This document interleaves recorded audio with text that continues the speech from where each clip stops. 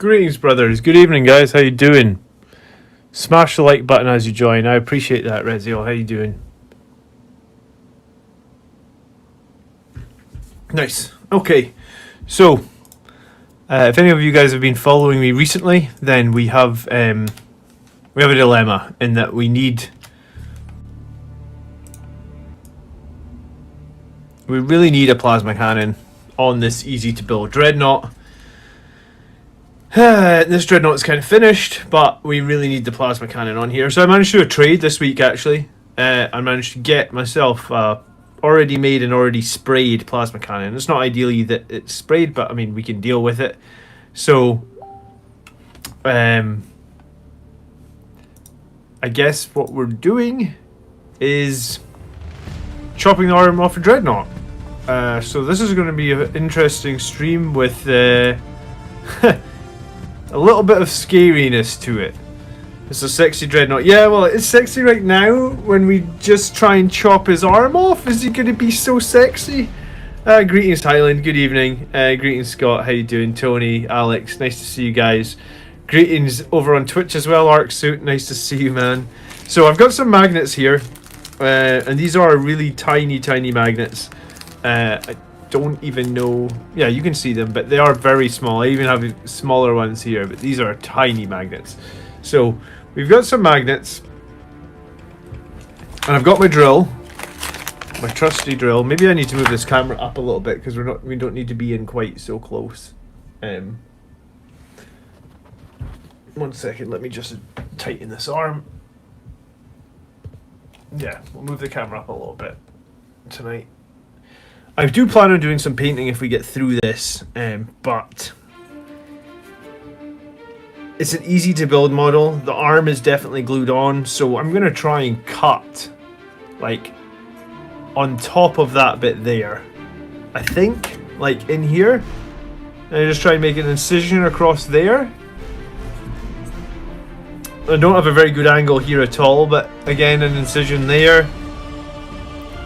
And there's like no space at the front under there because it's easy to build, so I guess we're going to try and cut it from the back. Get your magnets out. Do you have a razor saw? I do have a razor saw, but honestly I don't know if it would be... I think it would be too big to get in there. I think I'm like... This is a pretty... People make fun of my Stanley knife, but this is a pretty heavy duty Stanley knife. I have cut myself pretty bad with this knife before, but I'm wondering if we can just make a cut here. I feel so bad doing this though, right? Because it's a finished model, right? Great game on Monday. Blood Angels Commander, Vanguard Veteran, Storm Shields, perhaps MVP. I thought the Chapter Master was MVP again. Honestly, I thought the Chapter Master was MVP. Right, so I'm going to try and gently go in here with this Stanley knife. It's going to take me a while to get through this. And also, on the second cut, I almost cut my finger, so we have to be very careful here, I guess.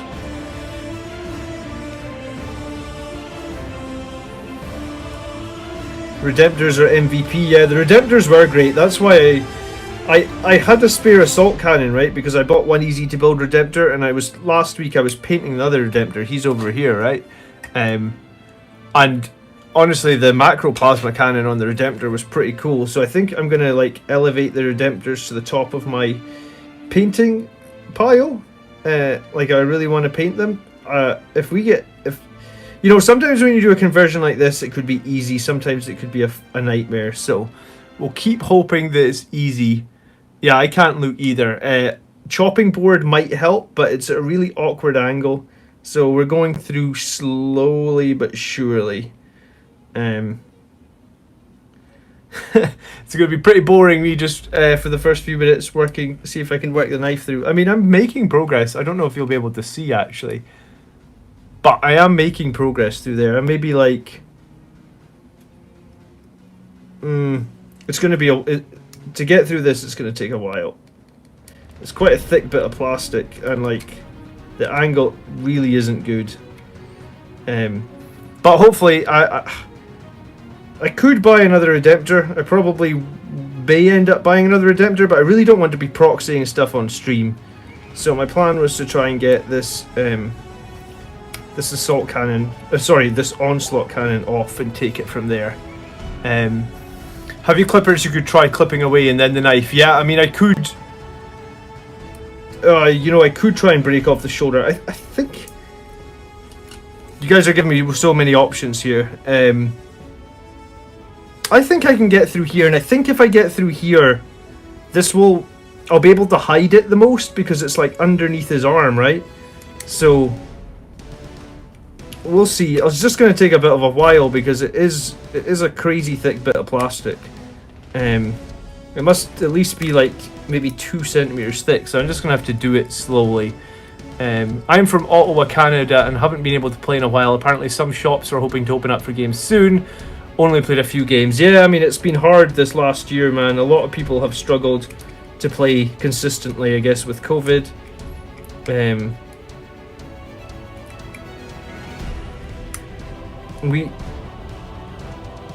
We've just started playing again. We basically had 3 months off, and now we're sort of back, and it feels good to be back, that's for sure.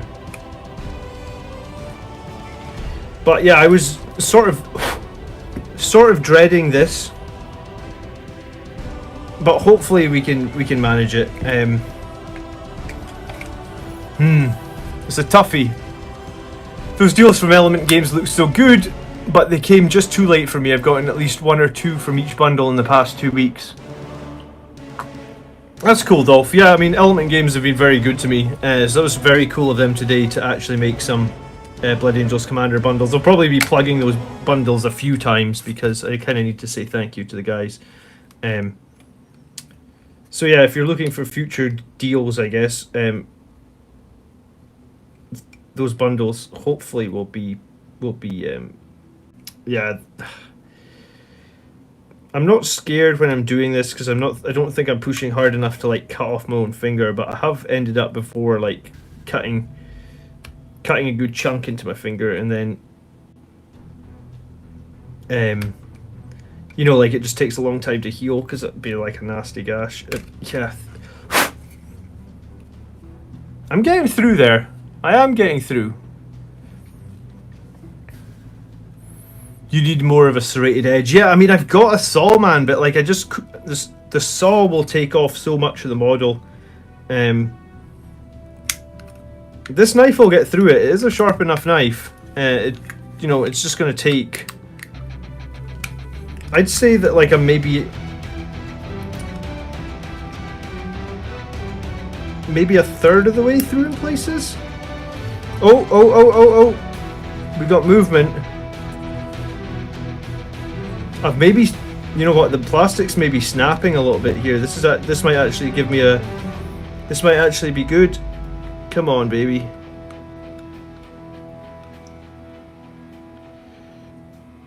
Get your fingers out of the way, John. Alright, sorry if I'm not engaging in chat too much right now, but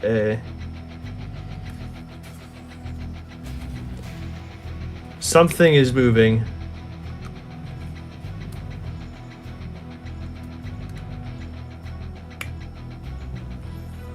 Oh. I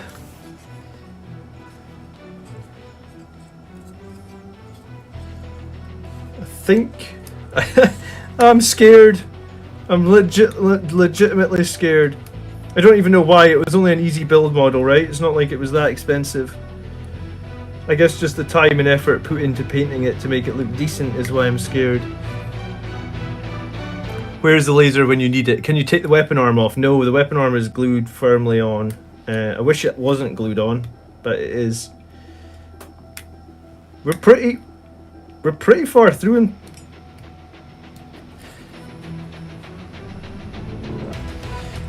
yeah, maybe you could see here. You see the cut? Like, we're getting there. We're getting there.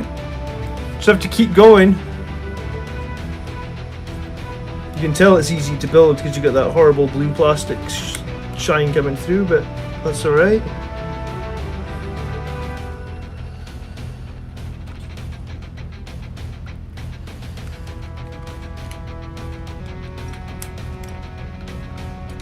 I was kind of hoping there when it started giving me some movement that maybe it would snap off, right? And it would snap off quite cleanly. Whew! Nervous, man. I'm actually sweating. Do you have blood drop symbols for a reason? Yeah, come on! Come on! I need a plasma cannon on this guy because I can't be proxying him again 2 weeks in a row. I mean, I could go in with the clippers as well at some point, like once we get a decent, like once we get close to the end.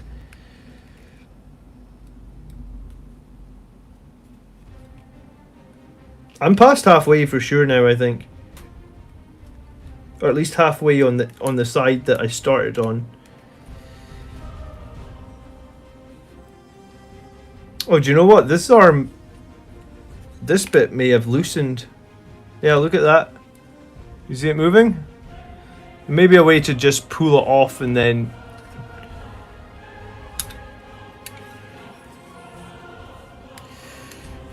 Don't try this at home, kids.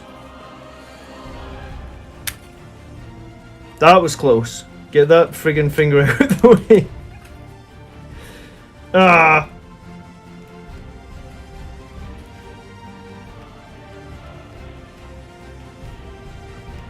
Come on.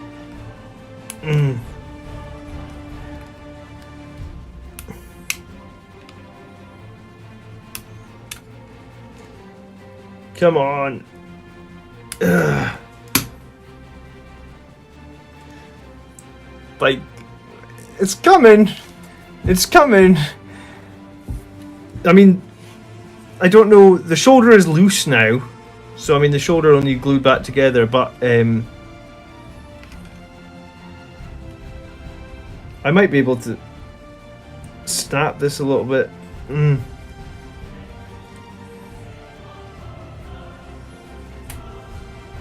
Like, there's a big gap now, right? Like...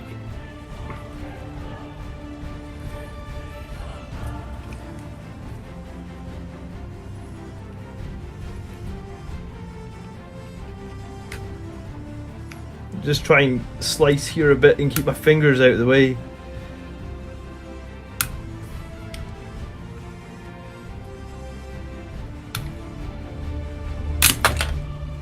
Okay, not what we wanted, but this is okay. I think this is okay. So I mean, like, we could literally stick the plasma in there. I think if I file it down, we'll be alright. And here, maybe just like one. My fingers are like pins and needles right now. I'm like checking that I didn't cut myself somewhere.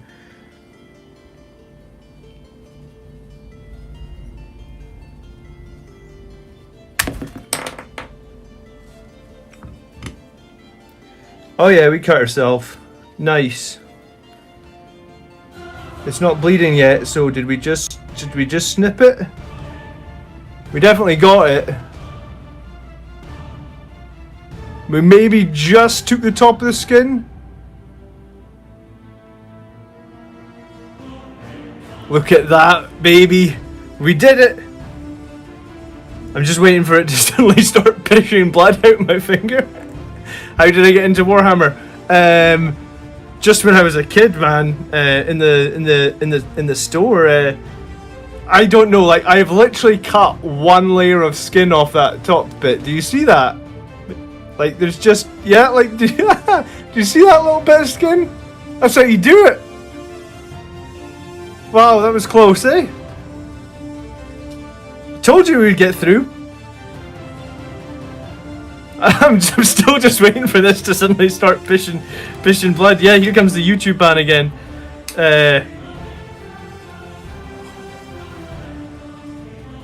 Nice though. This looks totally salvageable, right? That could just be glued back on like that. And then this bit, which was the little bit that, like, I figured I was gonna have to cut that off. Could probably just leave that and have that go up inside the arm, yeah. Might be able to just put the magnet on there, have it completely flush out of sight, so I'll just get some sandpaper, sand that down, sand this down as well. That actually went way better than I'd hoped, I think. Like, I can easily just fix this, and then have them magnetized. So, cool, that was lucky. How you guys doing? So, awkward, the percentage chance of BA cutting himself is the same as him forgetting to restore the Centurion. Oh man, don't be giving me a hard time about that damn Centurion. I was annoyed with myself. If I'd lost that game, I would have been so annoyed, because that Centurion revival would have been huge, right? But do you know what? I felt like we played much better. Somebody, I think it might have been Tony, said, is anyone getting a little thirsty? Yeah, thirsty for alcohol, or more like. I think it might have been Tony that said, like,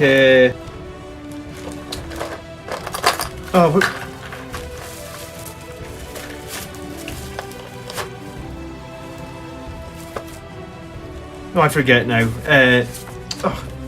What were we... I forget what I was saying, but yeah, the game on Monday night, the Centurion Resurrection, was super annoying that I forgot to do that, especially how I moved the medic over to actually do the res and then just completely fluffed it, essentially. I don't know where I put my sandpaper. That's annoying. Oh, I was doing some stuff the other night. I bet it's in this box here. Okay, sandpaper. That's what we need. But yeah, the Centurion coming back to life would have probably made a big difference, so it would have been very annoying if I'd lost the game based on not having the Centurion. Have you ever thought about starting a successor chapter? Maybe one day, Corbin. I have so much stuff to work on right now for Blood Angels, so that's kind of why I made the channel, just because I was going to totally focus on Blood Angels for a bit. So maybe one day we'll have a successor, but not anytime soon, I guess. So I'm just going to quickly sand these down bits where I ended up having to make like big cuts, I guess. And then I'll show you guys a trick or two that I use with magnets. So if you're new to magnetizing, then you'll learn a bit in this video. And probably what will usually happen is I'll usually end up sticking my fingers together. So it's about par for the course. So do you know what? This has worked super well. Like,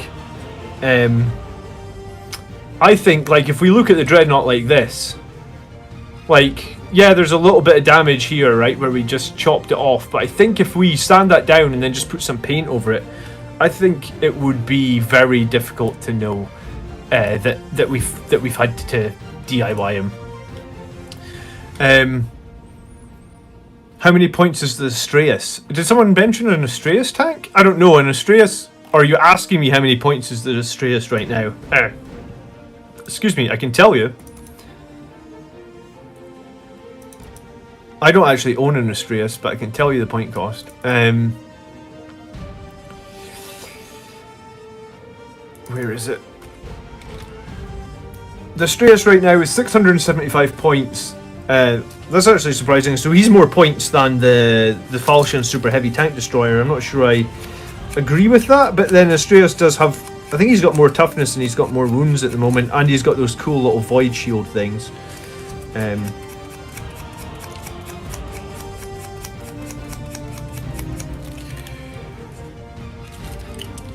Alright, nice. Angel Sanguine are my favourite successor in the fluff. Yeah, I mean, successors are cool, and like, I sometimes consider running my troops as a successor. I have considered that in the past, so I guess if you're really into your successors, you could totally do that. But yeah, I haven't quite read... Like, I bought Blood Quest a few weeks ago, but I haven't really had a chance to read it. I've been very busy with work and also just doing channel videos. I've got another video coming out on the channel tomorrow, which should be pretty cool as well. And then on Monday night this week, we're going to play Sisters of Battle. Little damage never hurt a dread. Yeah, that's very true. Do you have any plastic card? What is... Oh, you mean like for sanding? No, but I do have nail files. I got one right here. Sometimes I literally just use a nail file, right? Because they're quite rigid, you know? And like, you can see there, like, look how much that took off already. Like they're very quick to use. Just a nail file. I used to bite my nails when I was a kid, so I always have nail files everywhere I go. Because, like, I hate, you know, like I hate biting my nails, but sometimes I still do it. So I always have a nail file. So like nail files just sand these things down like super quick, super easy as well. I assume that's what you mean by some sort of plastic card. Yeah, I've seen other people on YouTube use nail files, and like, yeah, it's actually a bit quicker than the sandpaper. And if it's a nice flat surface, you could sort it out very quickly. All right, so I think that's good enough. That's probably good enough there, and we're probably good enough there. So probably what I'm going to try and do first is I'm just going to try and reattach the arm, right? Or we'll reattach this bit, and then we'll figure out where we're going to put some magnets to get back to where we were. And then, do you know what? Like, I'll paint over the magnets afterwards. So the first thing will be to... I'm trying to think if it's going to be easy-ish to reattach this arm. I have to see what size of magnets we've got, and I guess we'll need to decide then. Do you own the Sanguinar? And what do I think of the new Orc models? Looks like the Dread should come out okay. Yeah, and it means, like, I want to use this Dreadnought. Like, I want to use the exact same list we used last weekend. Sorry. I want to use the exact same list we used on Monday night, right? So, like, the goal for the moment with the Monday night show anyway is to try and build, and I've said this for a while, I really want to build like a double patrol detachment that is super strong. So I mean, that was my goal for Monday essentially, is to build this super strong double patrol attachment. So the double patrol, and it was actually a patrol and a vanguard, and it would have actually beaten the Custodes pretty convincingly if I hadn't made so many mistakes, because let's face it, there were numerous mistakes from me. These are all pretty... These two arms are pretty light, so I don't think I'm going to need to use the massive magnets that I've got here. Oh, shit. Don't drop the magnets. I think I can probably get away with these medium-ish magnets. It's hard to see, but like... You know, we've got massive ones, and then we've got sort of these medium ones. And I actually have 3 of these medium ones left, and you know what? I'll need 3 magnets here, so I guess we'll just use these 3, and that'll work out perfectly. Put the rest of the magnets safely away so that they don't get lost, and I guess we'll be doing a little bit of drilling. I assume, because we'll need to get a magnet that'll sit just in there, and then we'll maybe drill into this bit a little bit, and we might take that bit off and drill into that as well and try and get like a flush contact. I think it'll look better if it's a flush contact. So let me see what drill bits we've got. I own the Sanguinar, man. I just don't really play him at the moment. I don't play any of the named characters at the moment, unfortunately. I'm not sure that I feel the named characters as strong as they should be. So yeah, I've just not been running any of our named characters. I do not rate characters with like 4 wounds and toughness 4. And I guess that's personal preference, but I find that I manage to get them killed way too easily. And do you know what? I remember what I was going to say now. Tony said that like my style of Blood Angels is a very slow style, right? You saw like in turn 1 this week, like I barely move forward in turn 1. I slow play the Blood Angels and try and make shit happen in turn 2 and 3. I always get a big victory point swing in turn 2 and 3. So yeah, I mean, I guess it's just the way that I play it. It's purely curious because I don't own the Imperial Heavy Armor Compendium and was looking to buy some sort of heavy tank. I mean, if you're going to buy a heavy tank, it depends, Charles. What are you looking to do with your heavy tank? Because I have 2 super heavy tanks. I have the Falchion and the Cerberus. No, yeah, that's right, the Falchion and the Cerberus. So if you tell me what you're looking to do with your heavy tanks, maybe I can give you a little bit of advice on what to buy, because they are a big investment, and it depends on how you're wanting to use them within your army, or etc. Depends on which one you should buy. Good evening, Pedrog. How you doing, man? Nice to see you. Not you hurt you seen you in a little while. Plastic card is a basic styrene sheet modelers use to build plastic conversions or modifications out of.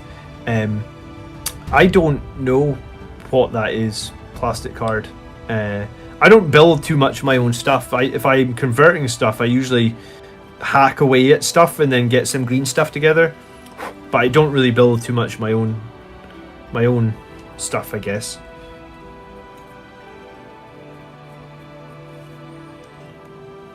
Do you know what? I thought it might take me way longer to get that arm off. So I'm really happy about that.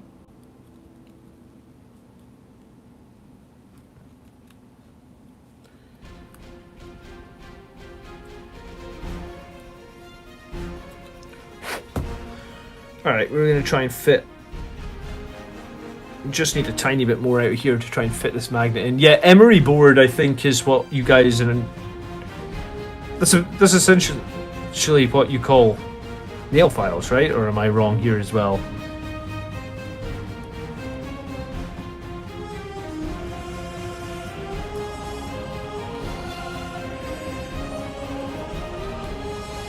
So, I don't have a drill bit that's big enough for these magnets, but like, what I'm going to do is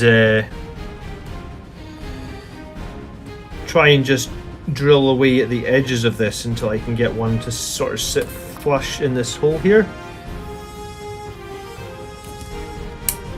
I always recommend attaching the magnets you're not using to something you'll find, because magnets have a nasty habit of getting away from you.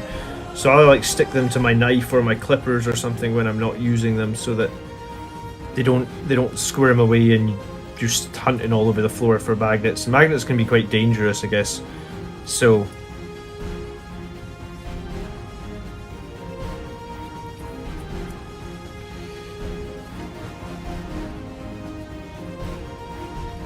but yeah, if anyone's got any questions about Monday's game, please ask me. I think I may do some tactics breakdowns on... Well, I'm definitely going to do tactics breakdowns on the live games that we're doing on the channel, right? But it won't be every week, and it'll just basically be when time allows me to do it, I guess.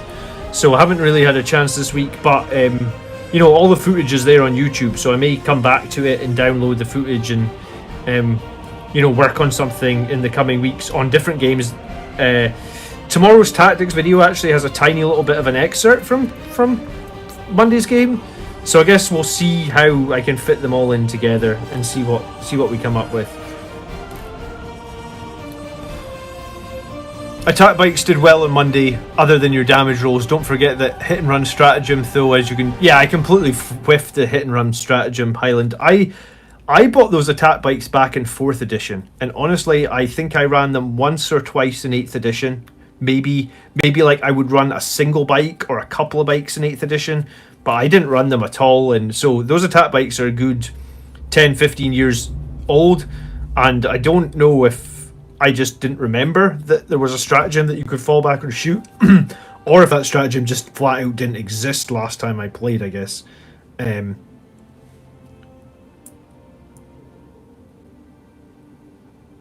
Alright, I'm not going to be able to get much better than where this magnet's sitting, I guess. Not without really hacking away any more of this. So we're gonna see if it'll... Oh, come on.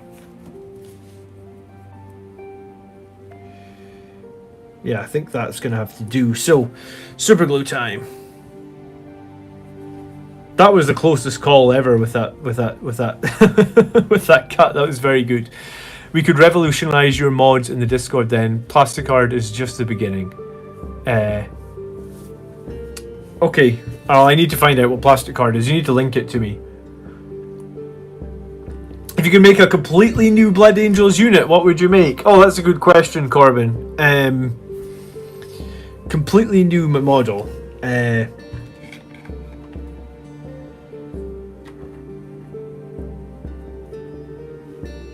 What would I really like to see? I would like to see a jump infantry with 3 wounds. Like, obviously, like, basically, I guess I would like to see Blade Guard, but with jump packs or something in that nature, right? So it's like we could actually have jump infantry with multiple wounds. Well, we already have multiple. 3 wounds though. Like a really tanky jump unit would be the next unit that I think that if I could make a unit, that's what I would make. Alright, cool. So we're gonna just slap a ton of super glue in here. And then we're gonna put this magnet in. We're honestly gonna leave it for like 10 minutes to dry. And while we're doing that, we'll get the other 2 bits ready. And then hopefully we'll be able to just put some undercoat over this and you won't even really know that we converted the easy to build model. Bit of tissue paper for the super glue on my fingers, yes. Cool. And a tip when using magnets is to use the butt end of your knife because then they won't stick to it. I think that'll be good. So, I mean, it's maybe not 100% flush, but it's pretty close, right? I think when we put silver paint over the top there, I don't know if you'll be able to tell that that we've got a magnet in there, and I guess that's the goal. Cool. Charles, how about a Spartan with the laser destroyer? Big transport for many Centurions, or 2 smaller Vindicator laser destroyers with a Tech Marine nearby to awaken either for the +1 to hit? Yeah, I feel like if you're going to run a super heavy tank, you want to run a Tech Marine, right? Because the +1 to hit is legitimately, it's like so much stronger on a super heavy tank just because of the amount of firepower coming out of that thing.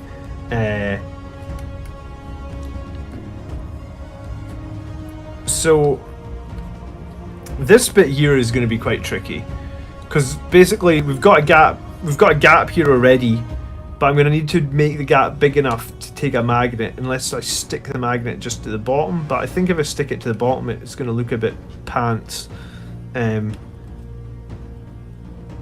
So where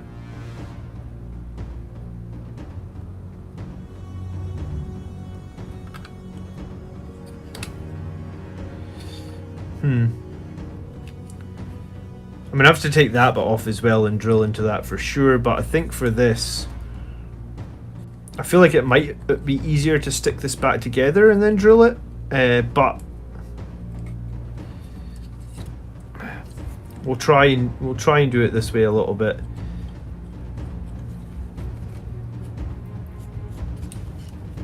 Evening Gitley, how you doing? Just by oh, you got your second COVID jab this afternoon, about to start painting ahead of some games on Tuesday. That's great news, man. I love hearing that people got the jab. I know some people are worried about the jab or whatnot, but I think it's great. I think it'll, you know, modern medicine is a great thing, so hopefully not too long the world will be back to normal, I guess, and we can all go about our day's businesses and see people and yeah, and you know, we were locked down there for 3 months and that was just absolutely tragic.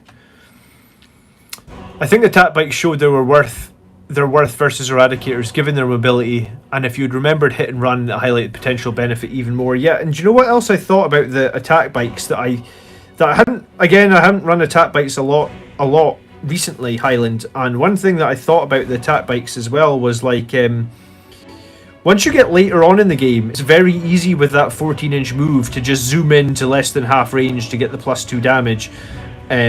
Whereas that's something, again, the Eradicators probably don't have the advantage or don't have the ability to do so much, right? Because the Eradicators just have that 5-inch move. But like once you've started wiping the enemy off the board and you're feeling confident, you know, like you're just able to zoom the attack bikes 14 inches, get them into range of what I'm trying to say, get them into range of like get them into half range very, very quickly or very, very easily. I'm just going to try and snip a little bit of this joint away as well.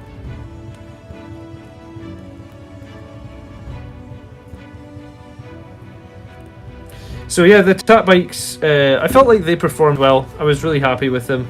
As I said, like I was pretty happy with most of the list. I would have, if I'd remembered to do my reses and stuff, it would have been a great victory. I mean, it was a decent victory without that. So, we're we're kind of fully committed to trying to build a list that is all about killing. We only have one OBSEC unit in that list, obviously, so it is very much just all about killing the list.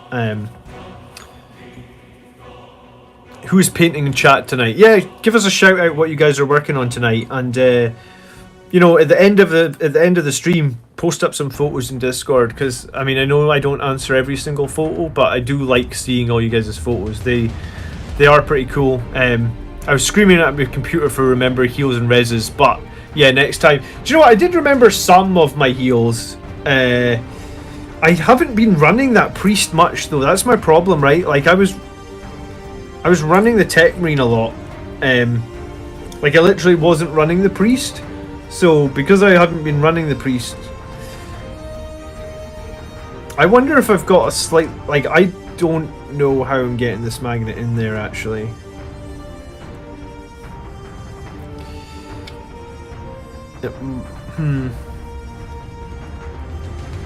It's such an awkward angle to try and, like, because I've got the base stuck on here as well.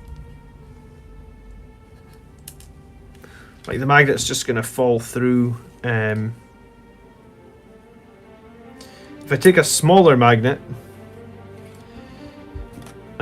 do I have a smaller one?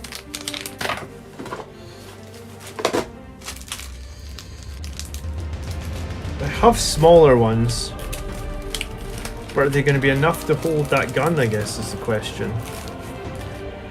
Like, we have to take quite a big jump.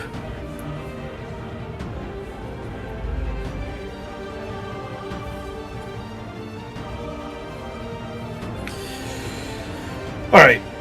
We're gonna do what I said we should do, which was stick this arm back on. I mean, it's awkward as is, so it'll be awkward when we stick it back on. But yeah, let's stick it back on and take it from there, I guess. You got any putty to seat it in once you've glued the shoulder back on? Yeah, I mean, I do have putty. And I do have green stuff, but I think what we'll do is we'll glue this back on, and then we'll see how much we need to take away, and then maybe we'll just put a ton of green stuff in there.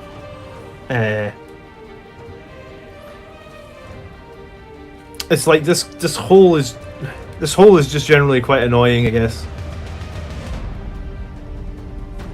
If we get, I wonder if it'd be better to pack some green stuff in first before we glue it back together. Yeah, why don't we try that? 1 second.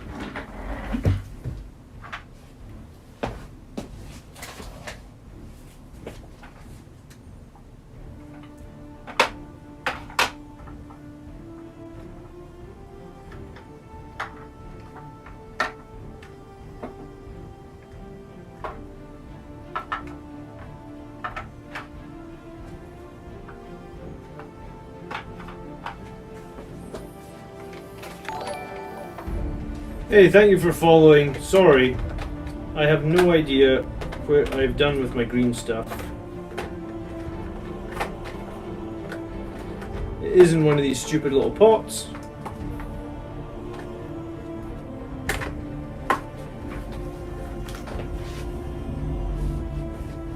I'm gonna have to look through every single pot from here, haven't I? Because it's gonna be the last one I pick up.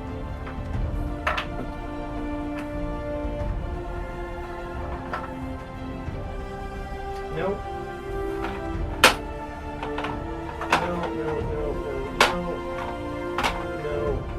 No. Okay, so where the hell is the green stuff?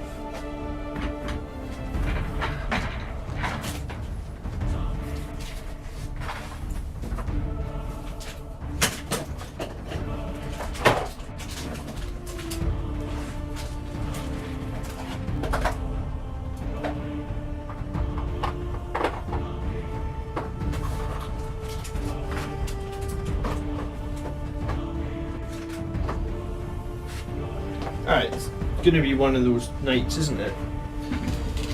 I have to try and think of the last time I used my green stuff and where the hell it could possibly be. It's not in here, is it? No. Do you know what? We could stick some sprues in there. If we can't find the green stuff, then that's maybe what we'll have to do. I've got so many boxes of bits and stuff. We found the green stuff. There it is.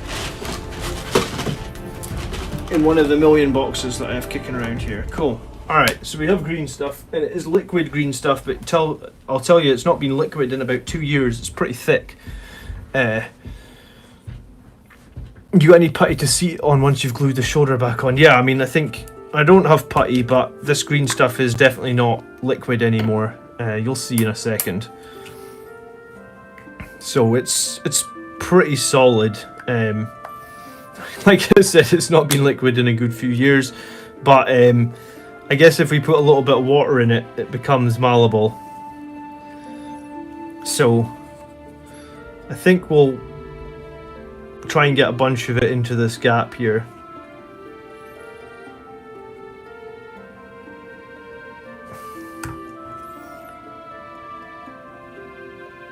Maybe need a little bit more water than that, actually. Just try and get it to absorb some of that water and re-liquid. Yeah, see? Alright, so we can probably try and put a lot into there, but well, I'm still not sure about this.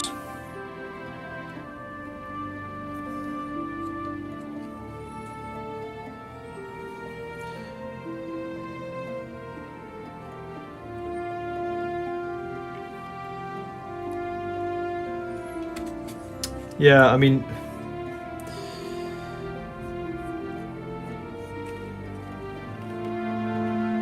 yeah, it feels like it'd be better to glue it back on and then just mash a ton of green stuff up into the gap.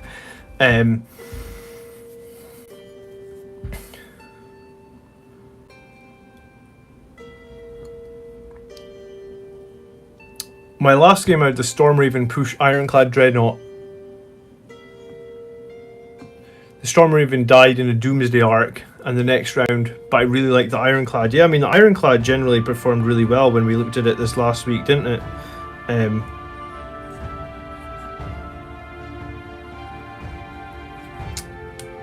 Yeah. I think, well, do you know what? We're just going to glue it back on because I'm making zero progress at the moment. We'll glue it back on and then we'll see what we can get done. And maybe in the meantime, while this glue's drying, we'll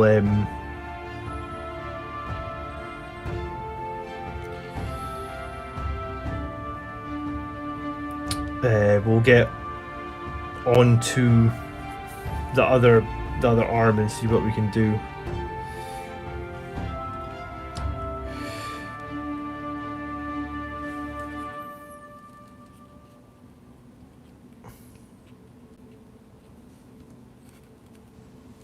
Yeah, so I think we're just gonna have to pack that whole area with green stuff, maybe.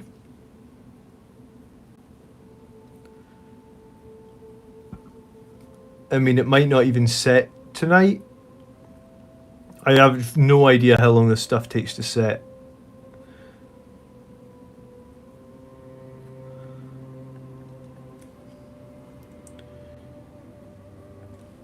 But if we pack it enough, worst case, what we could do is we could just literally stick the magnet to this.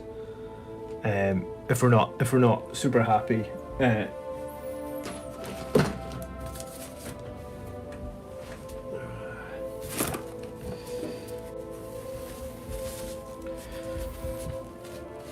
Back on gaming, have you considered Hammer of Wrath for the Vanguard veterans or Sanguinary Guard? Do you plan on having a Twitch subscription for your Twitch channel?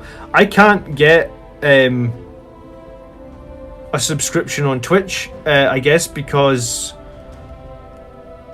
basically I guess I need more followers and I need more concurrent users on Twitch. So like more people, like I guess just I'm too small on Twitch at the moment to have the subscription plan. So I mean in an ideal world, sure, Winter as Azrael, I'd love to have it, but I think for the moment, like if you're watching on Twitch, then please don't stop, because I mean I am working towards that, but for the moment the subscription stuff is just YouTube.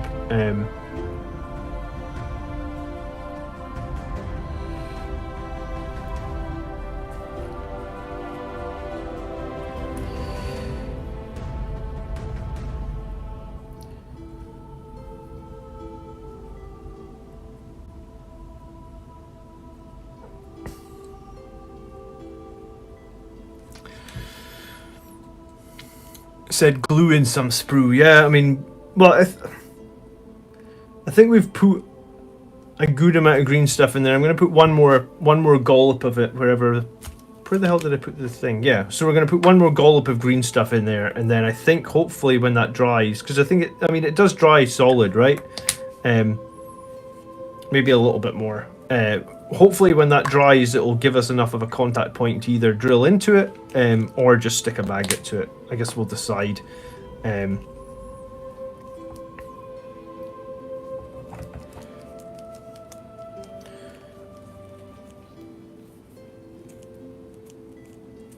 It's just because it's a massive hole. I mean, I guess in the future, the lesson to learn is don't buy the easy build stuff, I guess. Because you don't get the weapon options. I mean, the money you save, it just ends up coming back to bite you later, which we've shown here.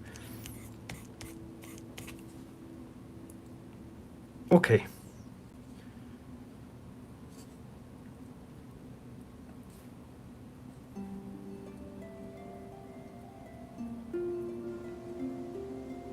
I think there's probably enough in there now that...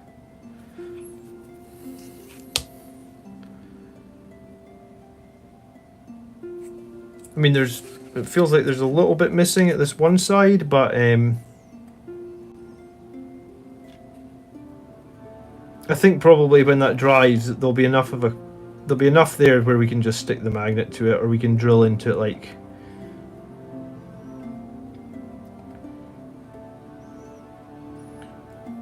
Or stick a bit of sprue in, maybe. Maybe we'll do both.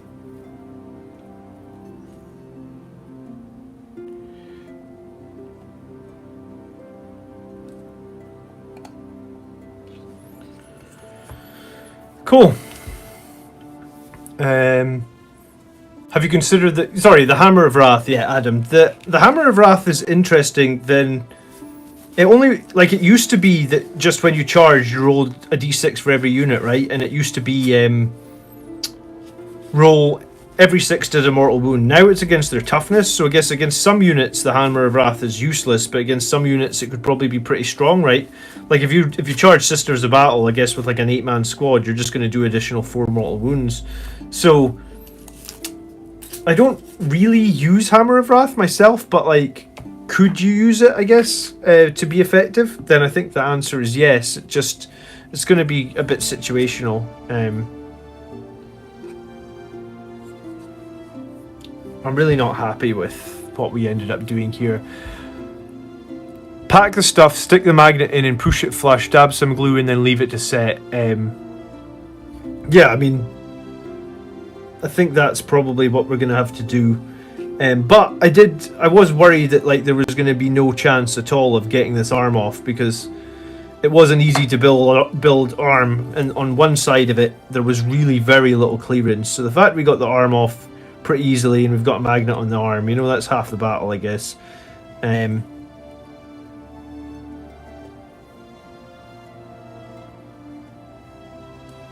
think we are going to have to put a bit of sprue in there though, because I think the hole is just too big. So let me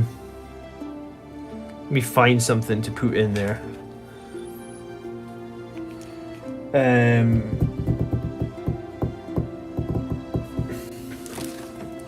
you know what I've got? What have I got kicking around? Oh, I'm sure there's some sprue in here. Yeah. Okay. Let's just take a bit of this.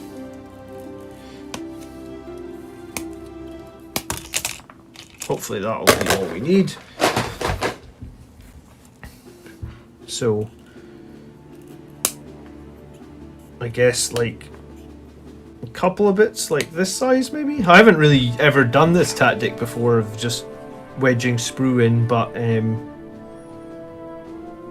yeah, let's go for it. Just joined. Are you customizing the easy to build one? Yeah, we're hacking off his arm.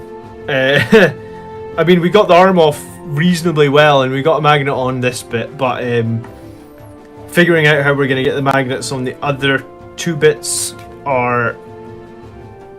But do you know what? We haven't destroyed too much of the model as well, which is critical, because I really didn't want to destroy too much of the model. And I'm about to drill into this plasma gun that I traded for this week, so I'm going to take this bit off because I don't like the angle that the plasma gun's sitting at. So we're just going to take that off for a start, and then going to make a couple of holes here on top of this plasma gun, I guess. What did you think about your first run out of the Centurions? So the Centurions didn't really get to do as much as I would have liked in their first run out, but that's my own stupid fault for not resurrecting one of them, right? I think if we resurrected one of them, the Centurions would have been fine. They actually, you know, the toughness 5 and the 2+ save is no joke. Like they will survive reasonably well. So that's what I was saying. So we're going to play Sisters of Battle this week, and we're going to change nothing with the army list, right? So we'll play the exact same army list, which has just got the one OBSEC unit, which is our infiltrators. We could have probably just deployed the infiltrators much more defensively as well. I never got to use guerrilla tactics or anything with them. But I think a lot was learned, I guess. And I mean, as we move into, I guess, like the whatever you want to call it, like the resurgence of 9th edition after COVID, because I guess that's where we are right now in terms of gaming. You know, we lost our first game. Shit happens, but the next two games have both been wins, so we're kind of coming back onto.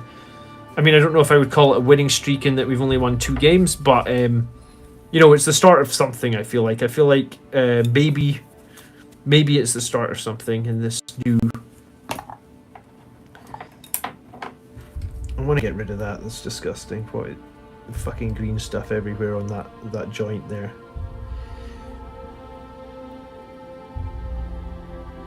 It looks horrible, so I'm just gonna peel some of this off. I guess probably what my plan will be is like I'll repaint this area, I'll touch it up, and then I'll probably just give the model another very light coat of varnish and focus, you know, just try and focus on this area here so that like it's as unnoticeable as possible. But yeah, I don't know, I think Centurions for Blood Angels can do work. They didn't do work in that battle, but I think there is a very good potential for them to do work. So I guess we'll see. We'll keep the Centurions on the list. We'll run the list a few more times. I honestly think, like I say on my stream sometimes, I think you have to run a list like 4 or 5 times before you really get a good feel for it. Yeah, this sprue idea is probably a good idea. I think whoever said this, thank you.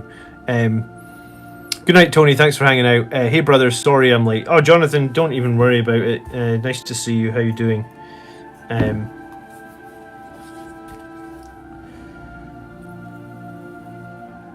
So hopefully this means that this week we won't have to do any proxying. That was the goal for this idea.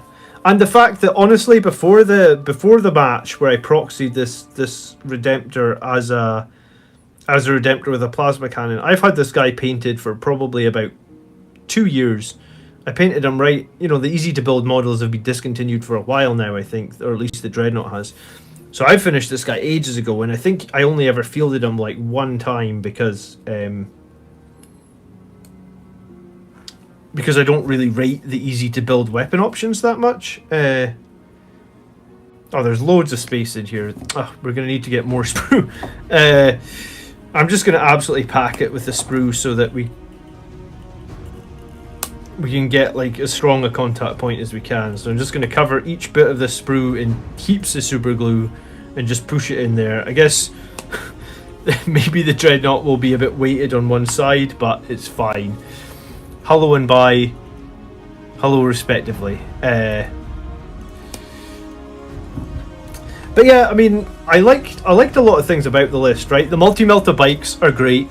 The dreadnoughts with the plasma cannons, although one of the dreadnoughts ended up doing, I think it was 9 wounds to himself with mortal wounds. I rolled so many 6s on the shots, right? The dreadnoughts did a significant amount of work. The suppression fire in the whirlwind, again, I forgot to fire it one turn, but in the turns that I did remember to fire it, really strong, really powerful, the whirlwind. The Sanguinary Guard, as always, do what Sanguinary Guard do. Null Zone wasn't... I've only used Null Zone in 3 battles now, and I've only felt like I've been effective with it in 1 battle out of the 3. So I'm still learning Null Zone, still trying to improve, I guess. So my Null Zone play wasn't as good as it probably could have been. What else? The Chapter Master, again, was like my MVP. That Chapter Master on the bike is just legitly difficult to kill. And he can just roam around the battlefield pretty much targeting, going anywhere he wants to. You know, he's not scared of anything. And he will always make kills, it seems like. Alright, cool. So that's as... I think that's as packed as this arm can actually be now. So I'm just gonna... I think I'm gonna snip that bit there. And we'll try and get one other bit in next to it.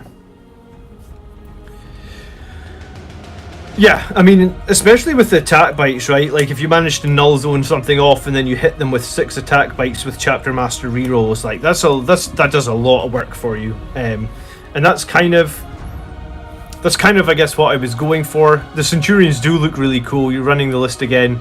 The Double Dredge, the Centurions, the Blade Guard Veterans. I mean, it's a very different list of what top Blood Angels players would play playing, but it fits my style, and I always tell you guys, my style is different.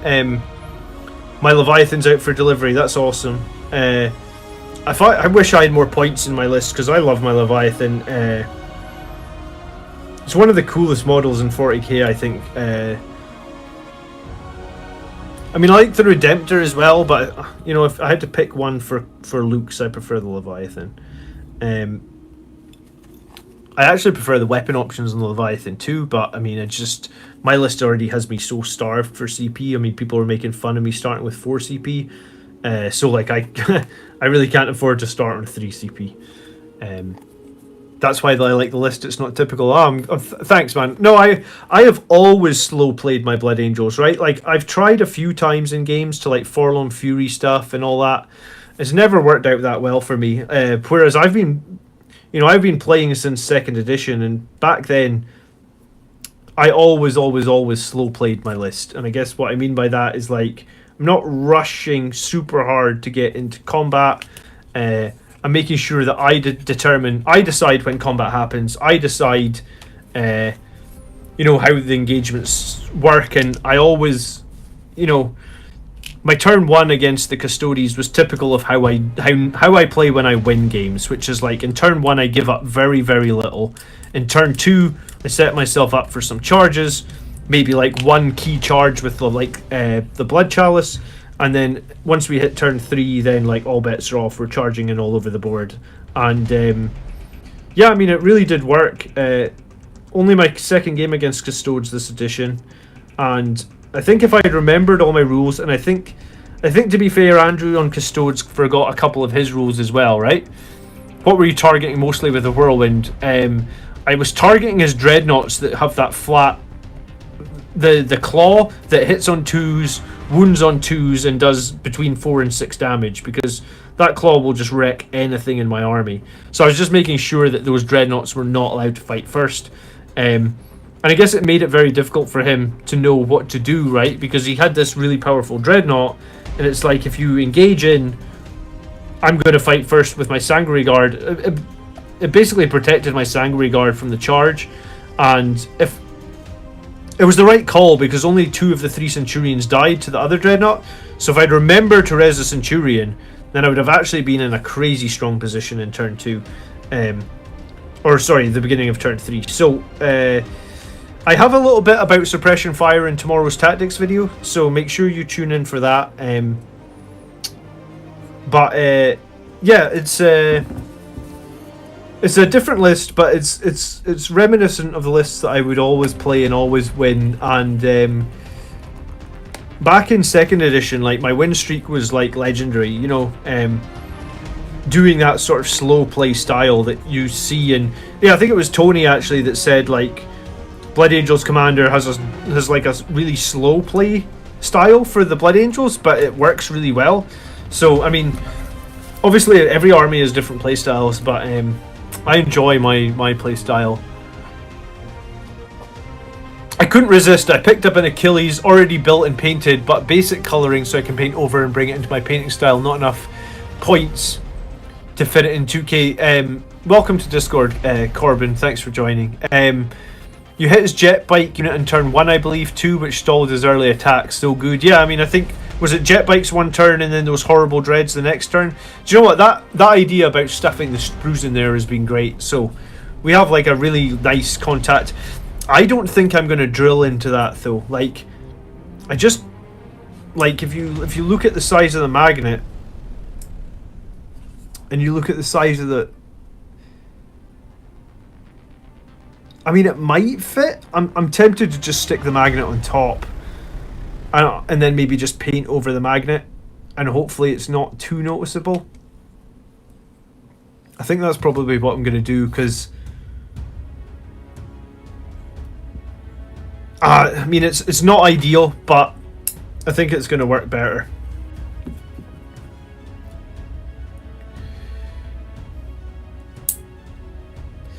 All right.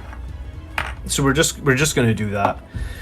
The Achilles is a pretty cool tank. I've wanted one for a while, but yeah, I mean, it's never ending, right? Like, you could want everything in this hobby. It never ends. It never ends, my friends.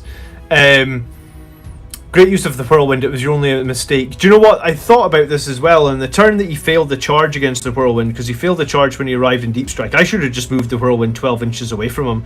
Like, just maybe given, like, because he was gonna make the charge the second turn, right? And he guaranteed to kill the Whirlwind. I should have just moved the Whirlwind off the objective and been like, just keep the Whirlwind alive in a board corner, or bring it up forward and grab another objective, and then could have removed one of my Redemptors back. So I made a lot of mistakes in that game. Like, I think I counted like probably like 5 key mistakes, which is fine, you know. Like, as I say, we've only played 3 games in 3 months, and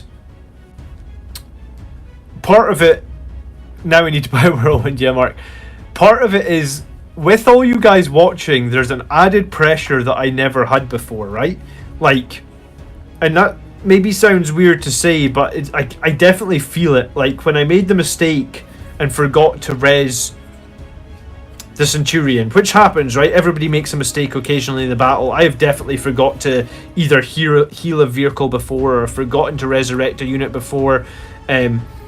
You know, like, once you make that one mistake, like, I generally felt like I got flustered. Like, I felt like the whole turn went to shit. And maybe I just had bad dice rolls in that turn, and that's what it felt like. But, yeah, like, there was an added pressure of, like, oh, Jesus, all these guys are watching me, and I come on the channel every week and tell them, like, these are good picks, and then, like, I'm going to get slaughtered in this game, you know, like, or I've really failed in this game. And yeah, it's just it's weird. So hopefully I can get more into the swing of things. And do you know, right before lockdown, I was at the point where, like, if I say I was on a win streak before lockdown,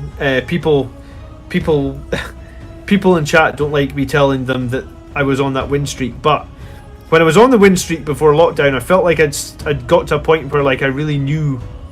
I think I've glued this magnet to my finger. Hold on.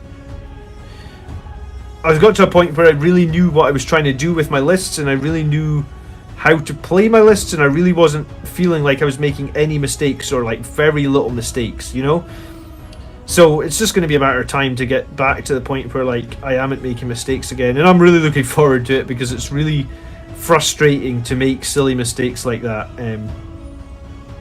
Oh, come on.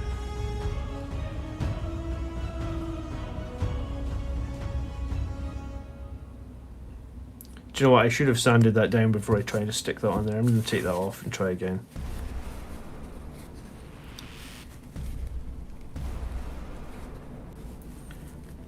Where's the nail file?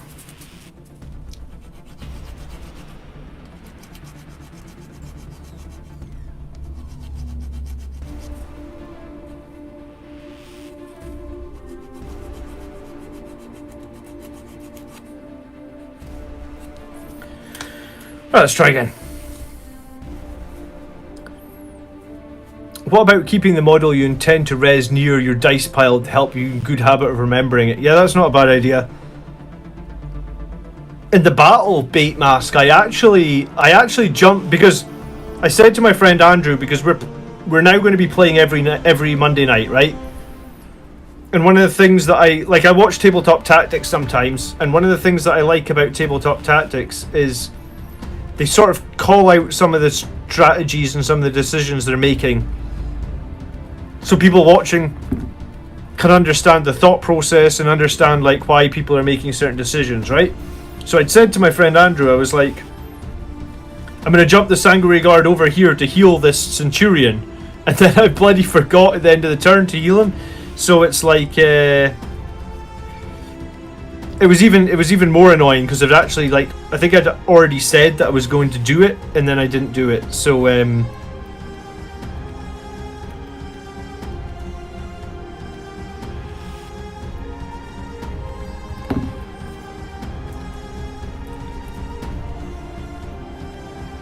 I'm thinking of taking 20 Vanguard Veterans on my next list, 2x5 and 1 Big Man 10 and 2 hammers in them. I mean, Vanguard Veterans are generally very strong at the moment, man, so if you want to take 20 might be overkill, though. Like, sometimes it feels one-dimensional if you put too much, or if you put too many resources into a single unit. It can make your army feel one-dimensional. I'm trying to think, 20 Vanguard Veterans is about 600 points. So maybe that might just be a tad too much, but you probably need to run it and see how it feels, right? Like if you're actually getting wins with it or not.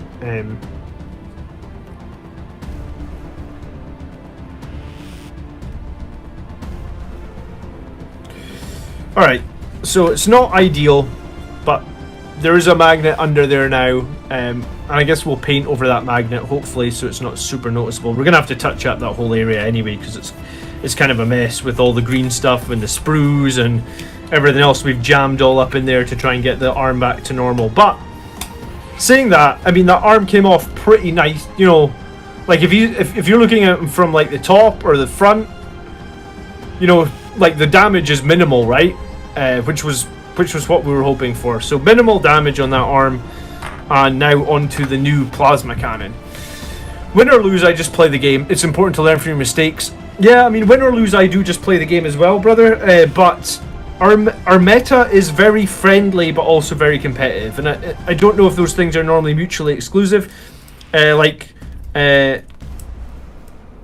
know, so we joke around a lot. Sometimes we let people take something back if they forget it. Sometimes we're nice like that, but at the same time, we're generally very competitive. So I guess that's what we do. Yeah, I'm glad that you guys enjoyed watching. I really, if you guys are enjoying watching, then that's really all that matters. But at the same time, I do want to win for, like, I want to. I want you guys to be like, yeah, we watched the Blood Angels Commander trounce, you know, the Custodes last week. It was a great victory. I don't want you to be like, oh, Blood Angels Commander lost again, you know? I mean, everybody loses games, I guess. But at the same time, I want to at least sort of do our faction proud. Because, you know, like, I watched a tier list video. I can't remember. Maybe it was by Tactical Tortoise, and he said that like Blood Angels are tier B at the moment or something, and you know like Custodies were tier A, and Sisters of Battle are tier S. Well, I just want to beat these high tier lists, and sort of prove that Blood Angels still you know, like I don't know if we're a tier B army, but I think that played correctly, we can still be a pretty strong army. But that's just my opinion. Watching it from home, it felt out of sight, out of mind on the res. Yeah, I mean, I guess I don't know what happened. I'm sure I got to a point where I was never forgetting my Tech Marine stuff, so hopefully I'll just get to the point where I never forget my Sanguinary Priest stuff. I haven't run the Sanguinary Priest much since he got given the... What was it? The Selfless Healer? Like, I know a lot of people have been running him for Selfless Healer for a while. I barely ran him at all as Selfless Healer. So I just need to get used to it, and I'm sure I will.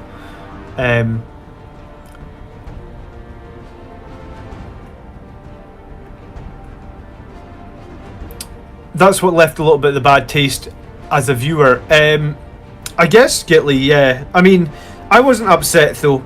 Like, I basically said to Andrew... I think I actually said right after that, he was like, you can't take the Centurion back, and I was like, oh, I don't care, I'm just going to kill you. And sometimes, like, if something bad in the game happens like that, the best thing you can do is to try and just refocus, and I guess that's what I was trying to do. I was like, I'm just going to refocus. I think I can still win this game, even though I forgot to res the Centurion. Maybe it was a big moment. But yeah, it was fine. And I'm sure... You know, like, later in the game, Andrew's model was, like, 12.1 inches away from me when he was like, oh, I'm going to shoot you. Whereas, like... And I was like, no, you're not. You're out of range. Whereas, like, maybe earlier, if he'd let me take that Terminator back, I might have been like, all right, it's so close. But, you know, it goes both ways, right? We try and be fair, but at the same time, if it's a big play, sometimes... I think, actually, a few weeks ago... I played Andrew and he had a Selfless Healer and he had Eradicators, like 6 of them, and he forgot to res an Eradicator one time, and it was past the phase, and I was like, well, you forgot, you know. So it goes both ways. 580 points for 3 melee units. Yeah, it's a lot, I guess, but I guess you gotta. If you're running that many Vanguard veterans, what have you got with them? Have you got I take it you've got a Sanguinary Priest with them and something, and some sort of Chapter Master? Tactical Tortoise tier list is best taken with a huge grain of salt. Yeah, maybe. But, I mean, as long as you guys enjoyed the game, and maybe you see some of the decisions that I'm making, and you can understand why we're making them. Ow. Just drill my hand, why don't you? So I mean, as long as that's happening, then I guess I'm probably okay. Am I making a huge mistake here? I'm trying to make a hole. No, I think this one will be fine, actually. Okay, yeah, I think I can make a hole big enough in this to get that magnet in there. I just don't have a big enough drill bit, so I have to sort of like go in at angles and like try and... Oh shit, that moved. That moved. I guess that hasn't been glued in there.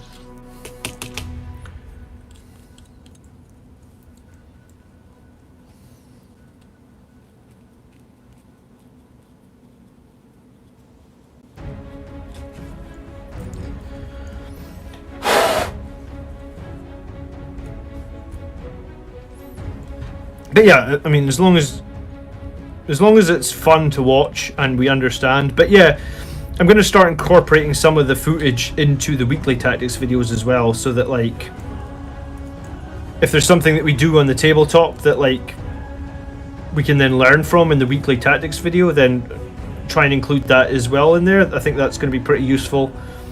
And yeah, like I said, we're gonna start with that tomorrow, so there'll be a bit of footage from the game in. But I do also want to break down some of the bigger games, probably when I start making less mistakes. You know, we'll break down some of the larger games and we'll talk about them and just see exactly what's happening.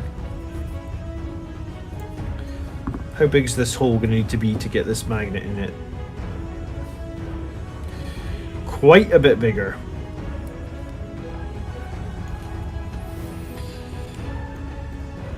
The majority of other rankings place Blood Angels in the top A. Yeah, fist pump moment for sure, man. Like, we just things always go both ways in a game of 40k, right? You have your moments and the enemy has their moments, and at the end of the game we actually had to make, what, 4-up saves on that chapter master to win the game, and I think we made all 4. So, like, you know, someone was looking down on me, the dice gods, after that earlier mistake, and you know, it goes round. I've had games where I thought I had lost 100%, and I've won. So I guess what you need to do is, no matter how down and out you feel or how bad things look like they may be going, you just always need to fight to the last dice roll. You know, if you're losing on units, go score your secondaries. If you're losing on secondaries, go score your primaries. You know, like, just fight to the very bitter end and see how you can do. Because, yeah, I've definitely had games that I was like, this is a lost game, and then at the end of it, I've like snuck it by a couple of victory points just by like sheer perseverance and bad rolls at the beginning of the game, maybe getting averaged out at the end of the game. You know.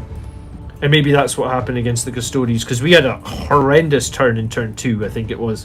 We were set up in great positions all over the map, and I think the Blade Guard veterans had about 20 attacks against the Dreadnought, and they did like 2 damage or something. It was absolutely, it was tragic how little damage they did. But yeah, you know,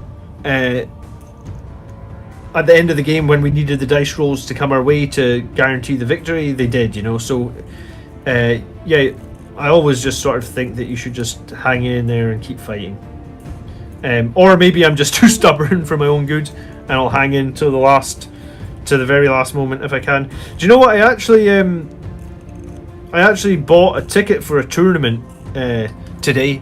I probably should have mentioned that earlier. So I bought a ticket for a tournament in Reading, which is near London, 27th and 28th of November.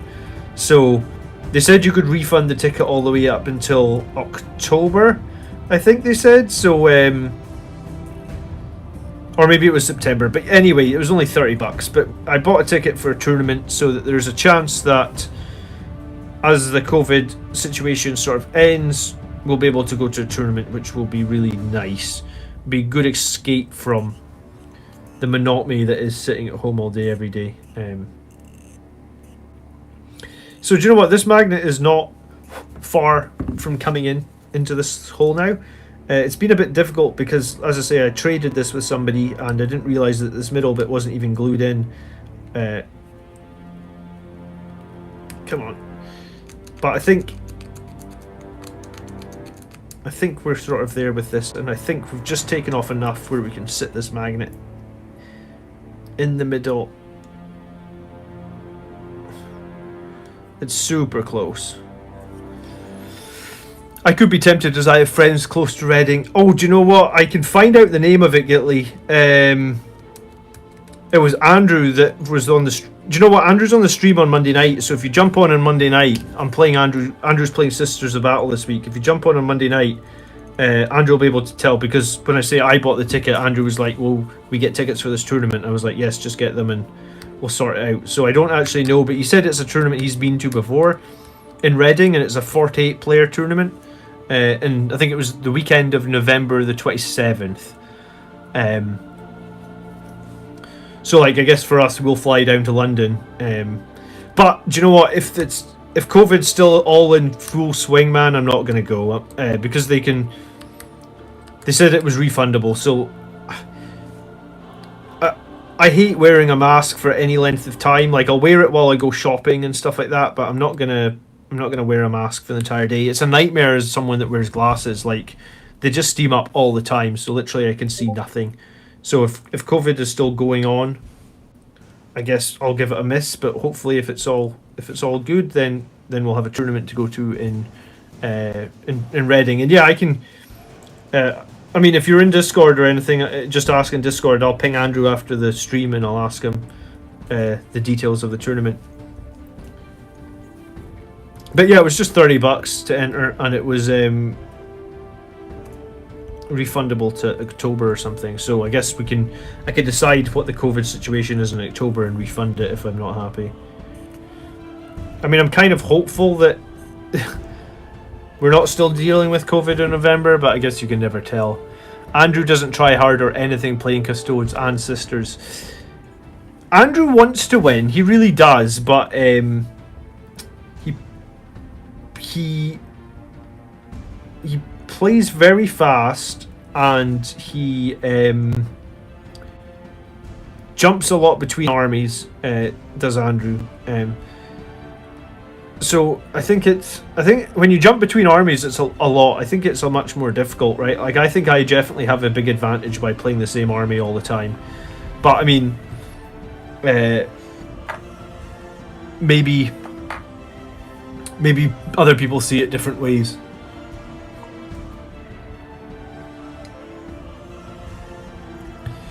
Unless you're playing Imperium versus Imperium, you can win. It's called Exterminatus. I like that, actually.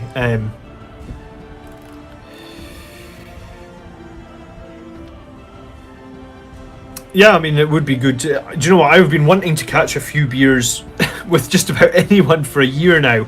I actually said to my friend, I guess we've been in lockdown for a year now, right? So I said to my friend, because at the time they were like... We were actually going to meet on the Friday night at 5 o'clock for a beer when all the sort of COVID lockdown was just kicking off. And I was like, oh, okay. Guess, do you know what? If the lockdown's kicking off, we'll just put a pin in it this week and I'll catch you in a couple of weeks for a beer. And that was like 52 weeks ago. So, yeah. It's been quite annoying, I'd wager. Alright, I'm just waiting for some glue to dry on this. I don't know why I'm cleaning this spatula. I guess I just am sort of OCDing on cleaning a spatula. Shaving cream on the glasses, mate. Yeah, I've heard that some people put dishwasher liquid on the glasses, and that'll stop them steaming up as well. I don't know if there's truth in that, but yeah, I mean, just as a glasses wearer, the mask is generally a bit of a nightmare. I can't breathe well in them, and I've tried different ones, and the clinical ones you have to wear in the hospitals where I'm the worst for me breathing. See, I bought like a more expensive cloth mask, but you know, if you wear it for any length of time, it just generally becomes quite disgusting because it's all covered in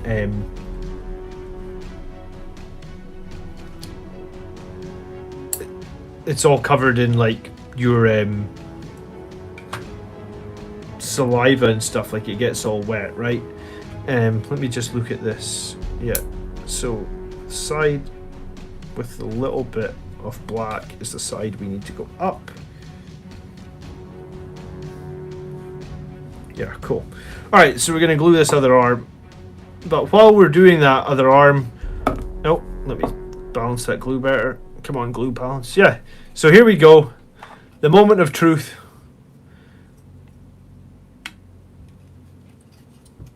I mean, you can see it, but it's not bad, right?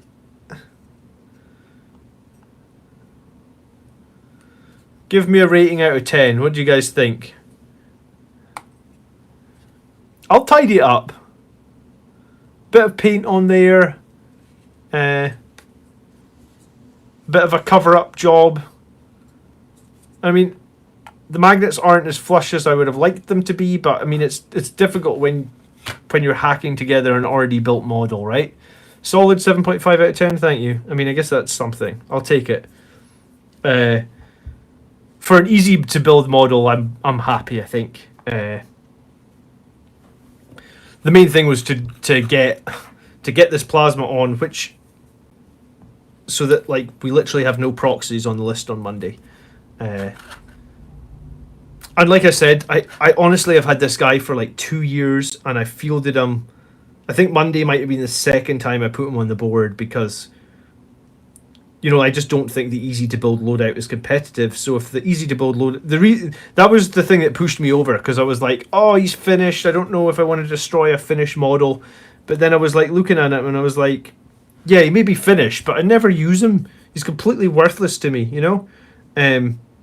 So if he's completely worthless to me and I never use him, then why am I even upset if I end up wrecking a bit of him, you know? Uh,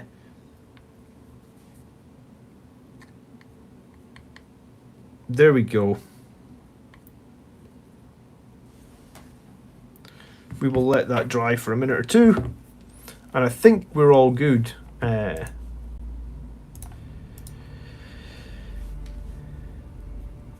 would be funny if you meant to do the plasma and magnetize the wrong weapon. Put some green stuff on it before you paint it. I found the paint chips too easily on the magnets. Yeah, do you know what? I've seen that as well. The paint does chip very easily on the magnets. I've glued the wrong polarity in before. Yeah, I mean, I actually saw a really interesting way of doing arms for like Marines and stuff to save you getting the wrong polarity. And it was on Midwinter Mini's channel. And what he does is, if you think about like when you're doing an arm, right? And I think I got some arms down here already, right? So what he does is he puts the magnet in, right? And then he gets the other magnet and he actually sits it there, right? So this magnet in there is dry and the other magnet is like sitting on top. And then what he'd do is he would put the glue in the arm and then he would push the arm on top of the magnet and then slide off. So like basically what that ends up doing is you can never mess up the polarity, right? So because these little magnets, I find the 1x1 on marine arms and stuff, they are the biggest nightmare. So by putting this one in, gluing it in, letting it set, then sticking the other magnet on there or attaching it, I guess, like what do you call when two magnets attach? I guess just attaching, and then putting the glue in this arm and like pushing it into the hole like that and then sliding it off means that you never get that issue where you end up by gluing the wrong polarity in, which is generally a nightmare. Then you're into trying to like get the magnet out of there with your craft knife or something, and it's just an absolute nightmare, isn't it?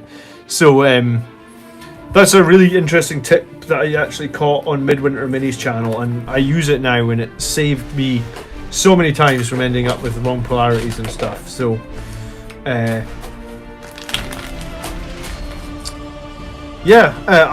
I'm actually genuinely very happy with that. I'm gonna put.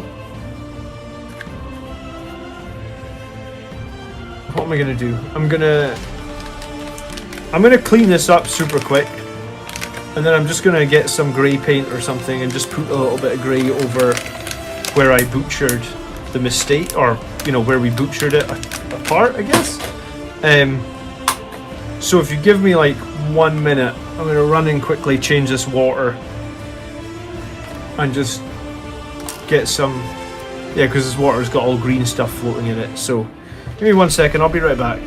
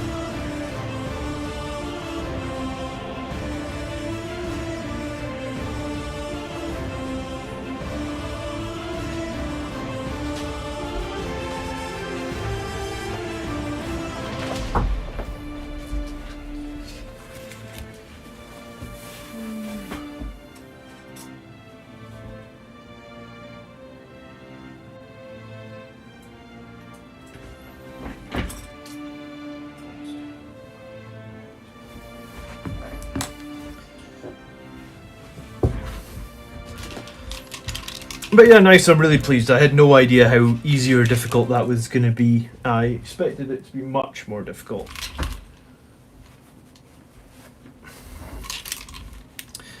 So, awesome. Yeah, so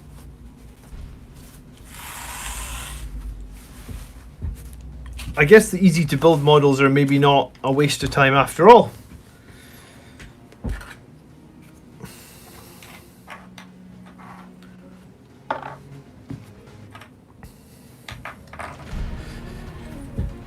I have asked in Discord about the Reading tournament. All right, cool, Gitley. I'll see if I can.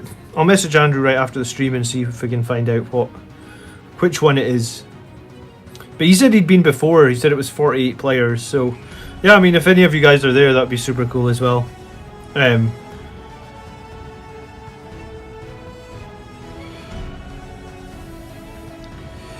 Okay, I had to drill a tiny hole immediately beside the magnet to force the point of my thin file in to wedge the incorrect magnet out. Yeah, I've done that before. It's not fun, is it? Did the magnet go in okay? I mean, this magnet looks brutal, and this, but I mean, like, we're pretty good. I'm letting the plasma dry for a minute, but I mean, this is fine. I actually kind of prefer them magnetized than the static poses anyway. So I'm just going to cover some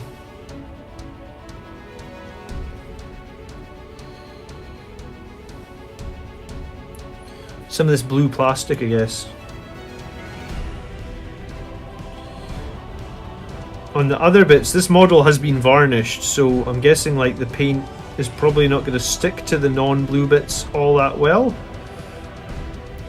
And I do agree with, like, I guess we'll put some green stuff or something over this magnet so that the paint does chip off them really easily.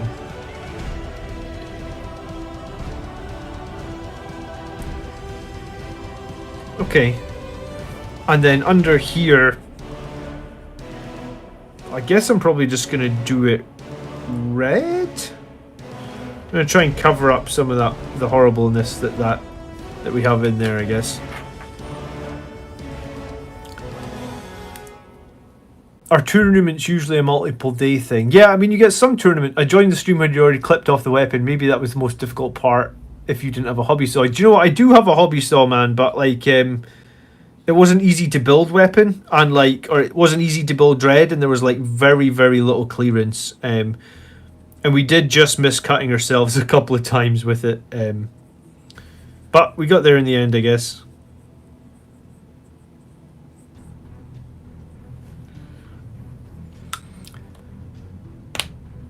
Tournaments usually a multiple day thing. They can be. I've been to tournaments that are one day. I've been to tournaments that are multiple days. Usually, I don't think I've ever been to a tournament that's more than 2 days. But yeah, I mean, tournaments, at least in Warhammer 40k, typically are longer because each game takes 2 or 3 hours, right? So, it would be very difficult to have a tournament with a decent number of games in a single day. I think the most games I've ever seen in a day is 3, and that's pushing it.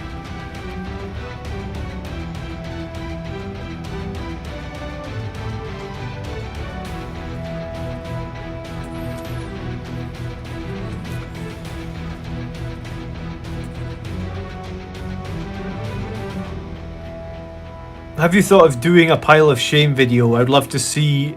Yeah, I mean, I did do a pile of shame video, Corbin, and funny question about that was I actually thought that I might update the pile of shame video like 1 year to the day from the last time I made it, because I feel like while I have painted a lot, the pile of shame has probably stayed the same size or got bigger,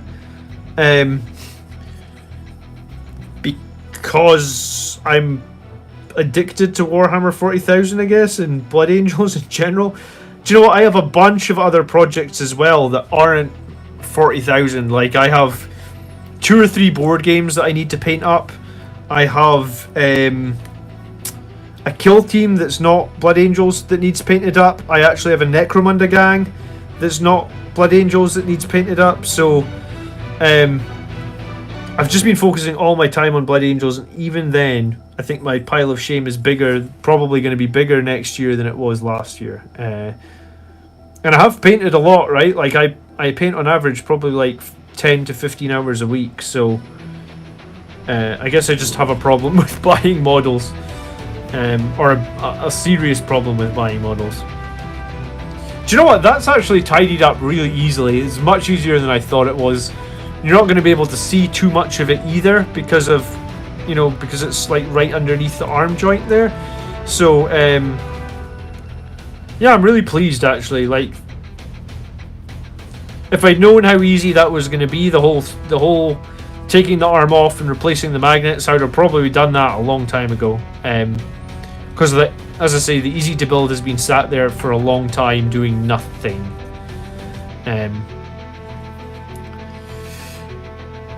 Popping a magnet back out is a rite of passage. Yeah, do you know what? We still have this one to test, so this one could be in the wrong way up. So 34 watching, 16 likes. Yeah, guys. I don't often ask for likes on the hobby hangouts, but if you do enjoy the stream, it makes a big difference if you hit that like button.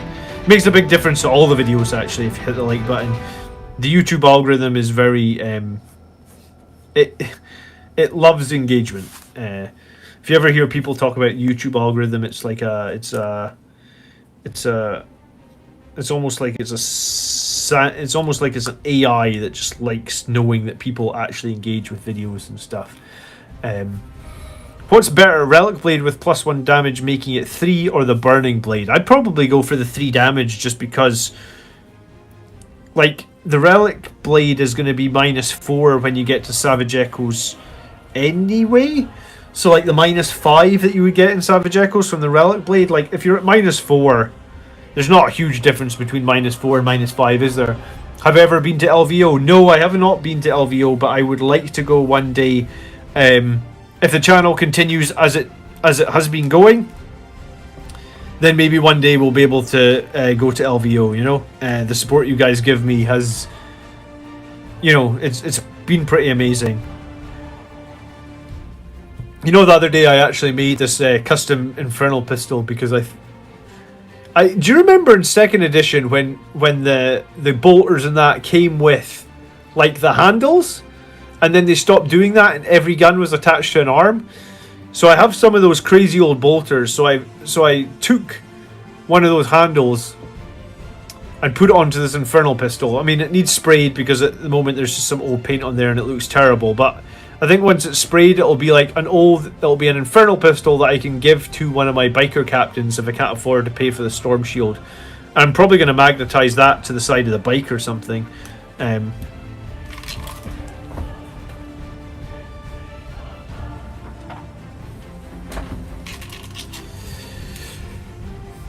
I think we all have problems with buying. I know I do. Yeah, I mean, it's easy to see something new and think like, "Ooh, I need that." I just made 5 heavy intercessors and that new intercessor sergeant the other day. Not intercessor sergeant. Sorry, what is he? The Gravis. He's a captain with a mastercrafted bolt rifle, but he's basically wearing Gravis armor. So he's like the new Gravis captain, I guess. And I haven't, you know, like I made them. I haven't sprayed them. I haven't even thought about that. But I've got so many other projects still on the go. And I'm trying to get this army that we're playing with on stream finished. There's actually a bunch of those models just off camera here, right? Like we've got the half finished Whirlwind. We've got like the other Redemptor that is a 10th finished at best, right? We just barely started him. We've got these. We've got 5 Vanguard veterans that need finished. I mean, I did just finish a squad of 11, but I've got them as well. I've got some Death Company here that, like, also... I was doing some Death Company with Infernal Pistols and Power Fists. And I was also doing some more Death Company with Thunder Hammers. This guy's got a grenade because I thought I'd do something different. As well, I've got, like, a Phobos Librarian here. I don't know when I'm doing him. I've actually got more Sanguinary Guard with swords. This one's Sanguinary Guard with sword Infernal Pistol, because I don't actually have any models with swords and Infernal Pistols. They're all swords and bolt guns. And I've also got a Calixtus Assassin. So it's just on and on and on. Do you do YouTube full time? No, man. I wish I did YouTube full time. I work like 50 hours a week in like my day job. No, I have a family to support, so I don't know if a small channel like mine would ever be able to support full time. Like, I think you would need like, well, Midwinter Minis went full time, right? But he had like 100,000 subscribers, so I got like, I I don't think I'll ever get to 100,000 subscribers, honestly. But it's because I'm just gonna focus on Blood Angels, honestly. I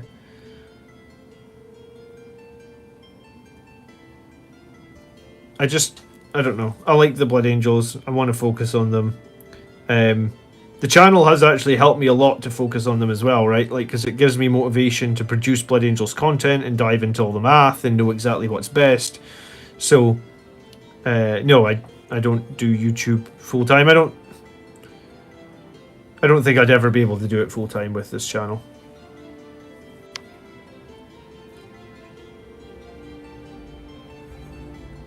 So yeah, I mean, if you ever wonder why I don't put out enough videos, then that's your answer, right? I have another job that I have to go to make money to work on this. So yeah, I have... Every week I probably think like, oh, I could make that video and that would be super cool, but it just comes down to time, right? Like I do as much as I can with the time that I have. Maybe one day in the just far future, when every single Blood Angels model I have is painted, then I'll be able to just spend more time making videos. But that's a long way away. Like you're talking like probably 3 or 4 years.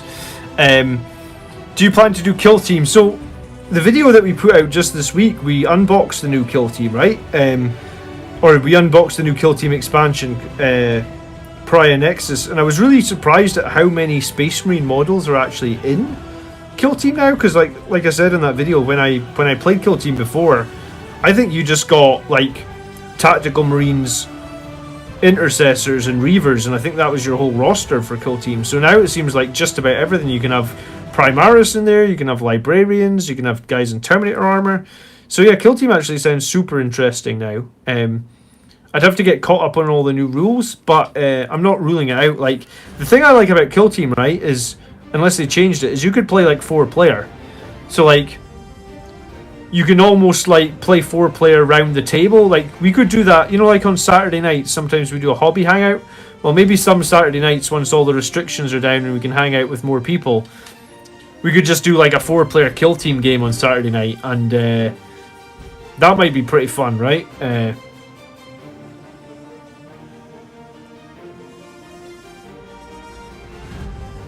I think it could be fun. Do you ever play Crusade? At the moment, no, I'm not playing Crusade. I'm very focused on competitive play, so I know Crusades can be competitive, but no, I'm just 100% focused on match play at the moment. I do want to do some lore videos for the channel, and I am still doing kit bashing and some other videos, but the majority of my content will be focused on match play at the moment. You do produce the best Blood Angels content on YouTube, and you've been growing consistently with fairly regular content put out. That's very kind of you to say, Douglas. I mean, I'm trying to be regular for sure, and I'm trying to put out good content, and I mean that's two things that I can control, I guess.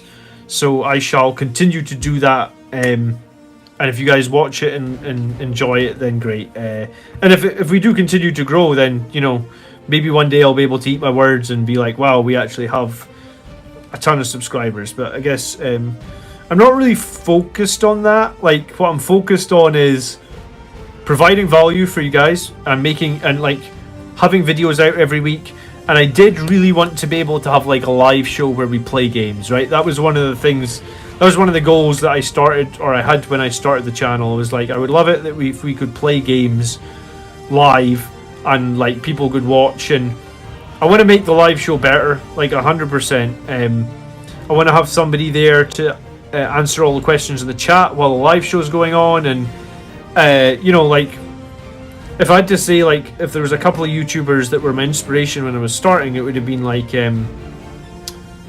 Tabletop Tactics and Midwinter Minis. And Midwinter Minis is a strange one because I wouldn't say I'm that great at painting, but like, he does a great job of just like a regular video every week that is interesting for people to watch. And that was like one of the things that I thought, like, we could do a regular video every week, and we do that with our Friday video, right? Like, every week we have something regular that's interesting and hopefully people can watch and enjoy. So that was like one of my inspirations, and the other inspiration was like the Tabletop Tactic guys have an awesome channel, and their setup is awesome as well. So I'm going to keep working to improve our setup. I know a bunch of you guys said this last week that some of the dice were difficult to see on the stream, so we have, just last night actually, I ordered a new dice tray, and I ordered a new soft light. Basically, like a soft light is like a photography light. You can't see it here, but there's a soft light just out of shot. Maybe I can pull it into shot. No, I can't. But I have a soft light just out of shot here, and like the soft light essentially means that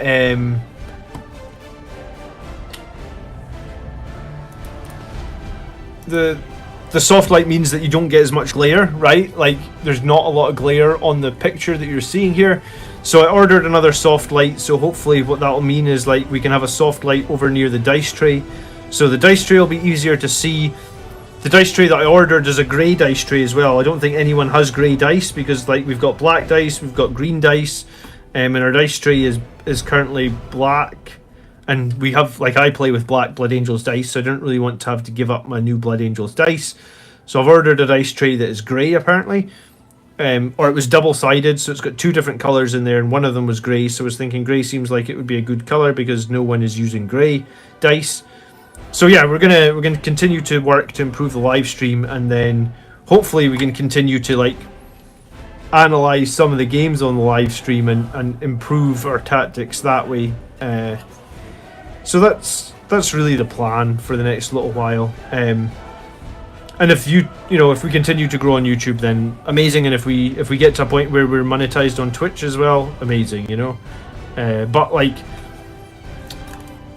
I'm not really focused on that as much as I'm focused on just trying to provide good quality content, and then hoping that maybe the other stuff will come if we provide the content, right? I'm not sure there's another chapter-specific channel out there with as many subs. I saw a chapter-specific channel out there, and it's called The Red Path, and it's a guy that does videos on World Eaters. And I've only watched a couple of his videos, but I guess if you're a World Eaters fan, he's kind of a smaller channel. He's got 1.2k subs maybe when I looked at him a few weeks ago when I found out about him, because I was actually on a mission to see, like, are there any other channels out there that just focus on one chapter? Like, am I an idiot by focusing on one, I guess? And now I found a guy called The Red Path, and he's doing World Eaters, and he's a little bit smaller than me, but it looks like he's producing good videos, and I mean, I guess that's the main thing on YouTube, is create good videos. And we do have our new tactics video coming out tomorrow, so hopefully that'll be pretty interesting to see as well.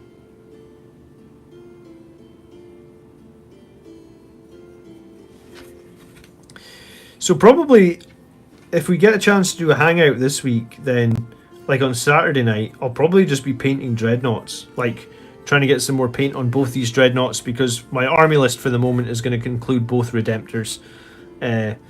This one has Stormbolters and the Onslaught Cannon, and the other one has the Frag Storm and the Heavy Flamer. So, just the main thing about this is to have the two plasma cannons, I guess. The plasma cannon with a flat 3 damage can be very useful. And against the Sisters of Battle list we're playing on Monday night, he is bringing 2 rhinos. I'll share the list soonish, because I think he has finalised it. But he is bringing 2 rhinos full of Repentia. So that'll be interesting. Like, sometimes when you hit rhinos with las cannons, they can kind of bounce off because you can have terrible damage rolls. But I guess the thing about the plasma cannons is you can't have terrible damage rolls, right? Because it's just a nice and simple flat 3. So that's good as well. I can actually see it in the mirror behind you. Oh, you can see the light behind me. Hey, Ninja Assassin, thanks for following. Appreciate that. We are building our followers on Twitch, so we'll continue to do that, hopefully. And yeah, if you are just following for the first time, then we do everything on this channel. We do painting. We just did a bit of conversion work there. Do you know what? We need to test that conversion in a second. I'll give the super glue like 1 more minute to dry, and then we'll test it and see how good a result we got. And then Yeah, on Monday nights we do live battles now on the channel, and that's happening every Monday about 7:30 UK time.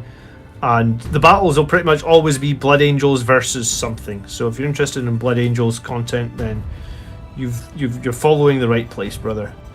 Oh my god, World Eaters paint scheme is one of my favourites, just saying. I actually have a friend that plays World Eaters, and he does amazing, like, he in real life his job is an artist, and he does amazing conversions. So hopefully, I did say to him, like, hey, do you fancy a battle soon? So hopefully we'll get a Blood Angels versus World Eaters game. And again, I'm actually on a 2-game win streak against him. I'm on a lot of win streaks against people at the moment.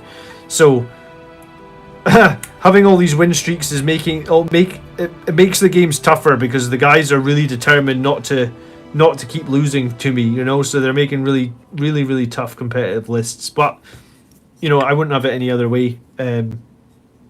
We'll keep it. I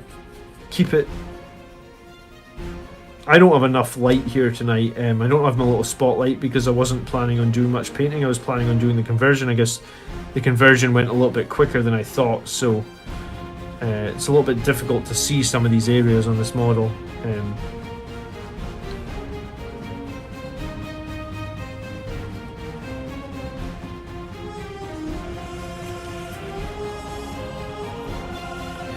General Janus Death Guard tactics is growing. Single focused on Death Guard, chill analysis with all the whiz-bang effects of something like Tactical Tortoise or Hellstorm Wargaming. Gives me off-specs tactics vibes. Alright. General Janus Death Guard tactics. I have never heard of General Janus, but thank you for sharing that. Is that on Twitch or is that on YouTube, Bait?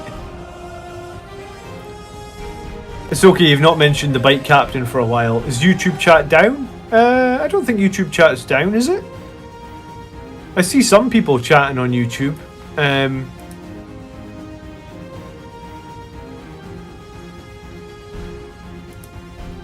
YouTube, couple of thousand subscribers. All right, I will say hello. I like greeting the other people that do single General Janus Death Guard tactics. Wow, okay. Nice. How long has he been going for? Oh, about 1.5 years. Okay, cool. It's nice to see some other people, I guess, doing single faction channels. Alright, let's try this Dreadnought. Let's see if we magnetized him reasonably right and if the polarity isn't wrong. Yeah, baby. Easy to build Dreadnought with the plasma cannon.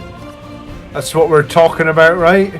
I'm glad I used a big magnet, actually. That plasma cannon must have a bit of weight to it, because it is moving around all over the place. Look at that. Oh no, it's alright. It's only if I hold it at a certain angle, I guess.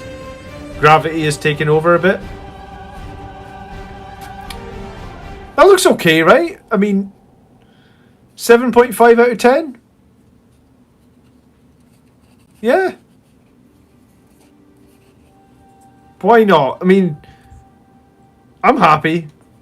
I can't imagine I'm ever going to field it as an onslaught cannon, but I mean, a little bit tidy up here, and I mean, job done essentially.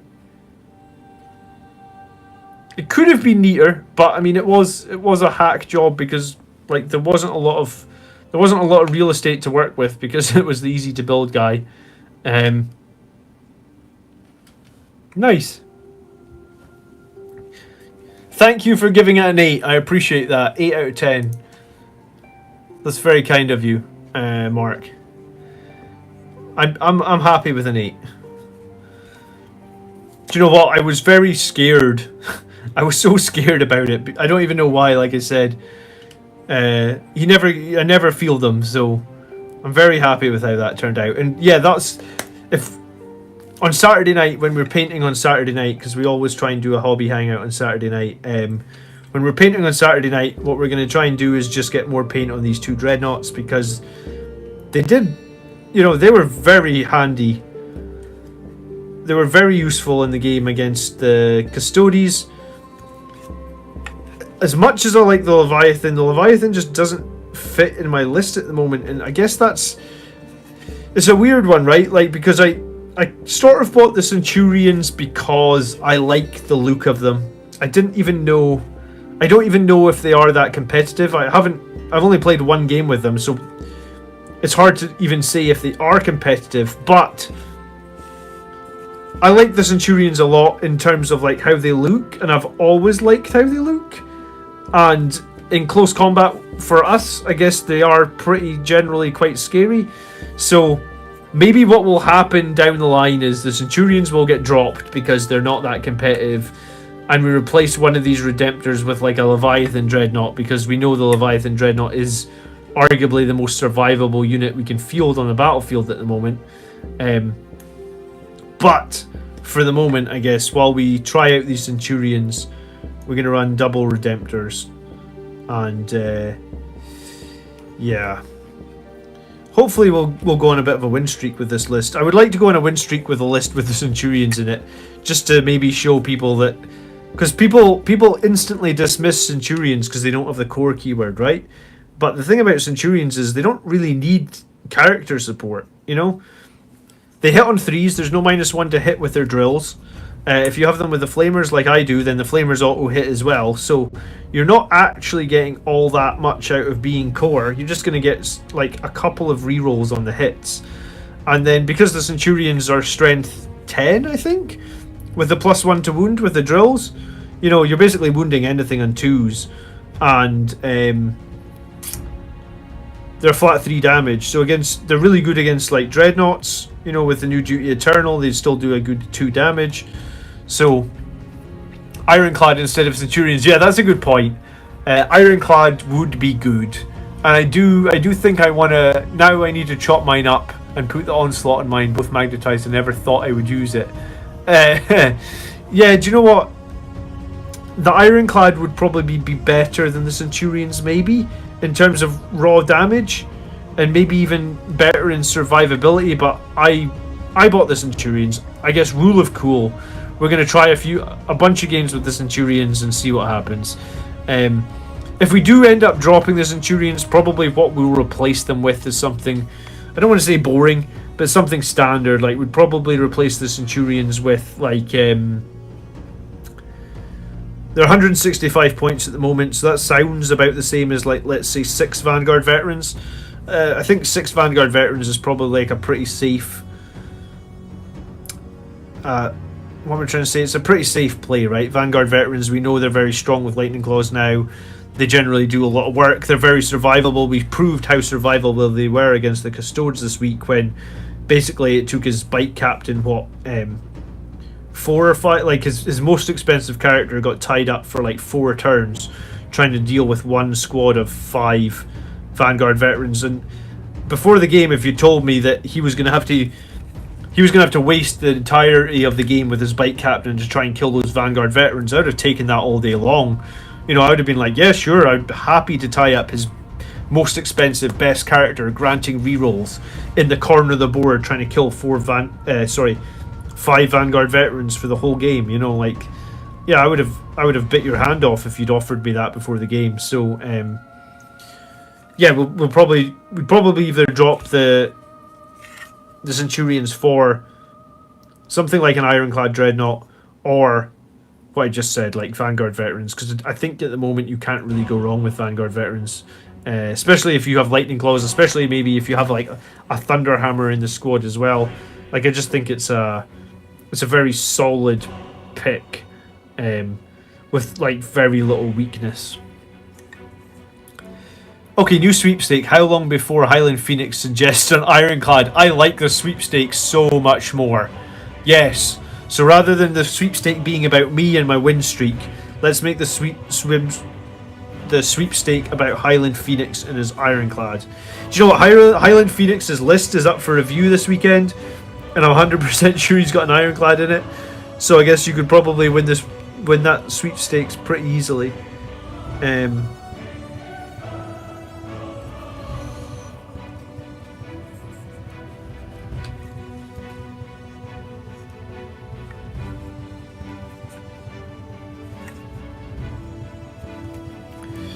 Alright, it's just coming up to midnight, guys. I like to end the stream at about midnight, especially on weekdays. Sometimes on the Saturday I'll go a little bit later, but midnight seems to be a good bedtime for me on the week. So, yeah, we'll be ending in a few minutes. We are back on YouTube tomorrow, though.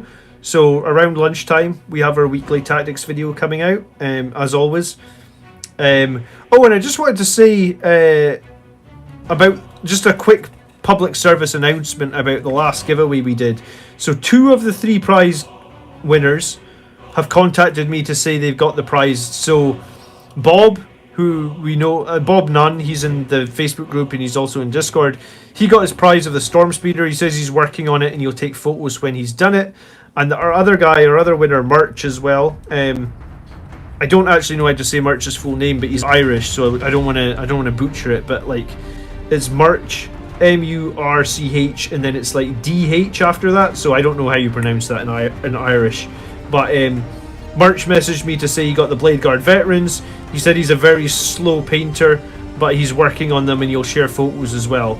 So 2 of the 3 people have got their giveaway prizes, which I'm really happy about, because when you post stuff internationally, you never know what you're going to get. So 2 of the 3 have their prizes, and hopefully it's only a matter of time before the third person, Chaos, gets his prize. He's in Germany. The other guy was in like America, and the other guy was in Ireland. So you would think if one of the packages got to America, like, it should have been able to get to Germany by now. So I guess fingers crossed everybody from the giveaway got their prizes. And I guess I don't know when the next giveaway will be, but we will have another giveaway in the future for sure. It was a pretty fun thing to do. And I guess it brought in like 700 odd subscribers or something like that. Like, we got a lot of subscribers when we put that giveaway up. So we'll have another one in the future for sure. Hopefully maybe some of the... It would be nice if more regulars won in the giveaway as well. Ryan's painting some smokestacks for Inceptors. Nice, Ryan. That's awesome. I like how the Inceptors look with those smokestacks. I think it adds a lot over the Games Workshop bases, right? 2 ironclads, actually. Oh, you're speaking about ironclads already? Well, that didn't last very long, did it? Oh dear. I think we've been edging closer to that all dread list. Libby Dread, Ironclad, Redemptor, Leviathan. My Leviathan arrived, wish I was at home to build it. Nice, Mark. Don't stick your fingers together and take your time with it. Have you done Forge World Model before, Mark, or is this your first?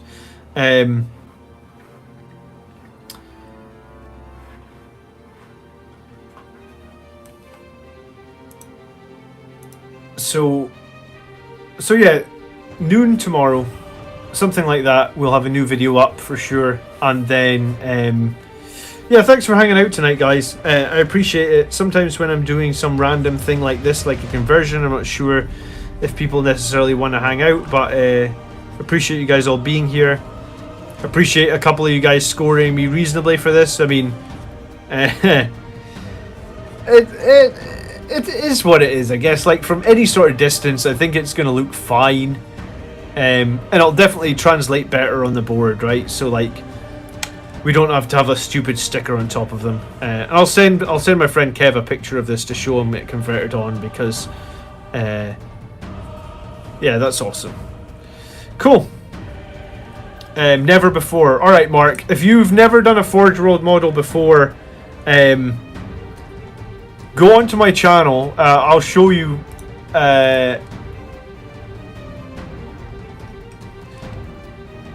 If you've never done Forge World before, it'll be on the hobby. It'll be on the hobby. It'll be in the hobby playlist. Let me see. So over here on the hobby playlist, and find. I think it was, yeah, someone else was asking for the Pile of Shame. There it is on the hobby playlist on the channel. Pile of Shame video. Inside this hobby playlist, I think there wasn't there one where I did the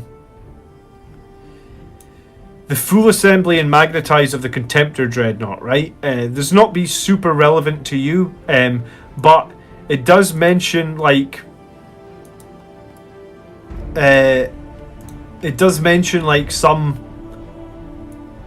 some handy things, like for the first couple of, yeah, like watch basically the first 2 minutes of that video, it just maybe give you some advice if you've never assembled Forge World before. It can be a little bit tricky, and there are a couple of things to look out for. So yeah, maybe have a look at that before you do it. Cool. Alright guys, thanks very much. Twice the price, requires extra sanding and dry fitting, and the sanding is toxic. However, cool models for willing to suffer them. Yeah, I mean, Forge World models aren't easy, but I think they're worth it in the end, right? You do get some amazing results from them. I don't know if you've seen my super heavy tank, Ilad, but it's kind of the pride and joy in my collection, I would say. You know,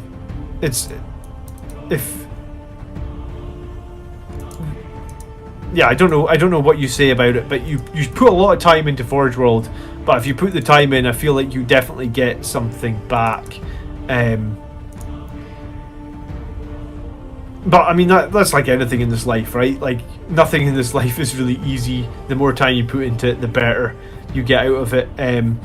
But yeah, get a toothbrush and soapy water to scrub all the resin parts. Yeah, that's what I show you in the video. I show you a little bit of how you need to essentially clean the parts before you get started. So, but it's so worth it. Do you know what? Leviathan was the very first Forge World model I bought as well, Mark. So have fun with it, and yeah, I mean, if you are doing a lot of sanding, wear wear your COVID mask, right? Just wear a mask over your face, because it does put a lot of dust into the air if you have to do a lot of sawing and dusting and stuff like that. So, all right, guys, I'm going to take off. Hopefully, thanks very much for watching. Thanks very much for following on Twitch, and that's really appreciated, as well as we try and build up towards being a Twitch affiliate, I think, as well, is what it's called. So, we'll be back on YouTube on Friday morning. We'll be back on YouTube again on Saturday night, hopefully, for just a hangout. We've got some painting to do. Obviously, these dreadnoughts need work. We'll be back for the live show on Sunday, where we talk army lists, and then we'll be back for a live game on Monday. So, a lot of content coming up, and hopefully going forward, every week from now on should look something like this. So, hopefully we'll have Blood Angels content like 5 times a week or something. So yeah, appreciate you all hanging out. Hope to see you all soon. Have a great evening, and I hope you have a nice weekend. I don't know how locked down you are this weekend, but regardless, I hope you have a good weekend, and I hope to catch some of you this weekend on the various live shows. So, good night, guys. By the blood are we made. Peace.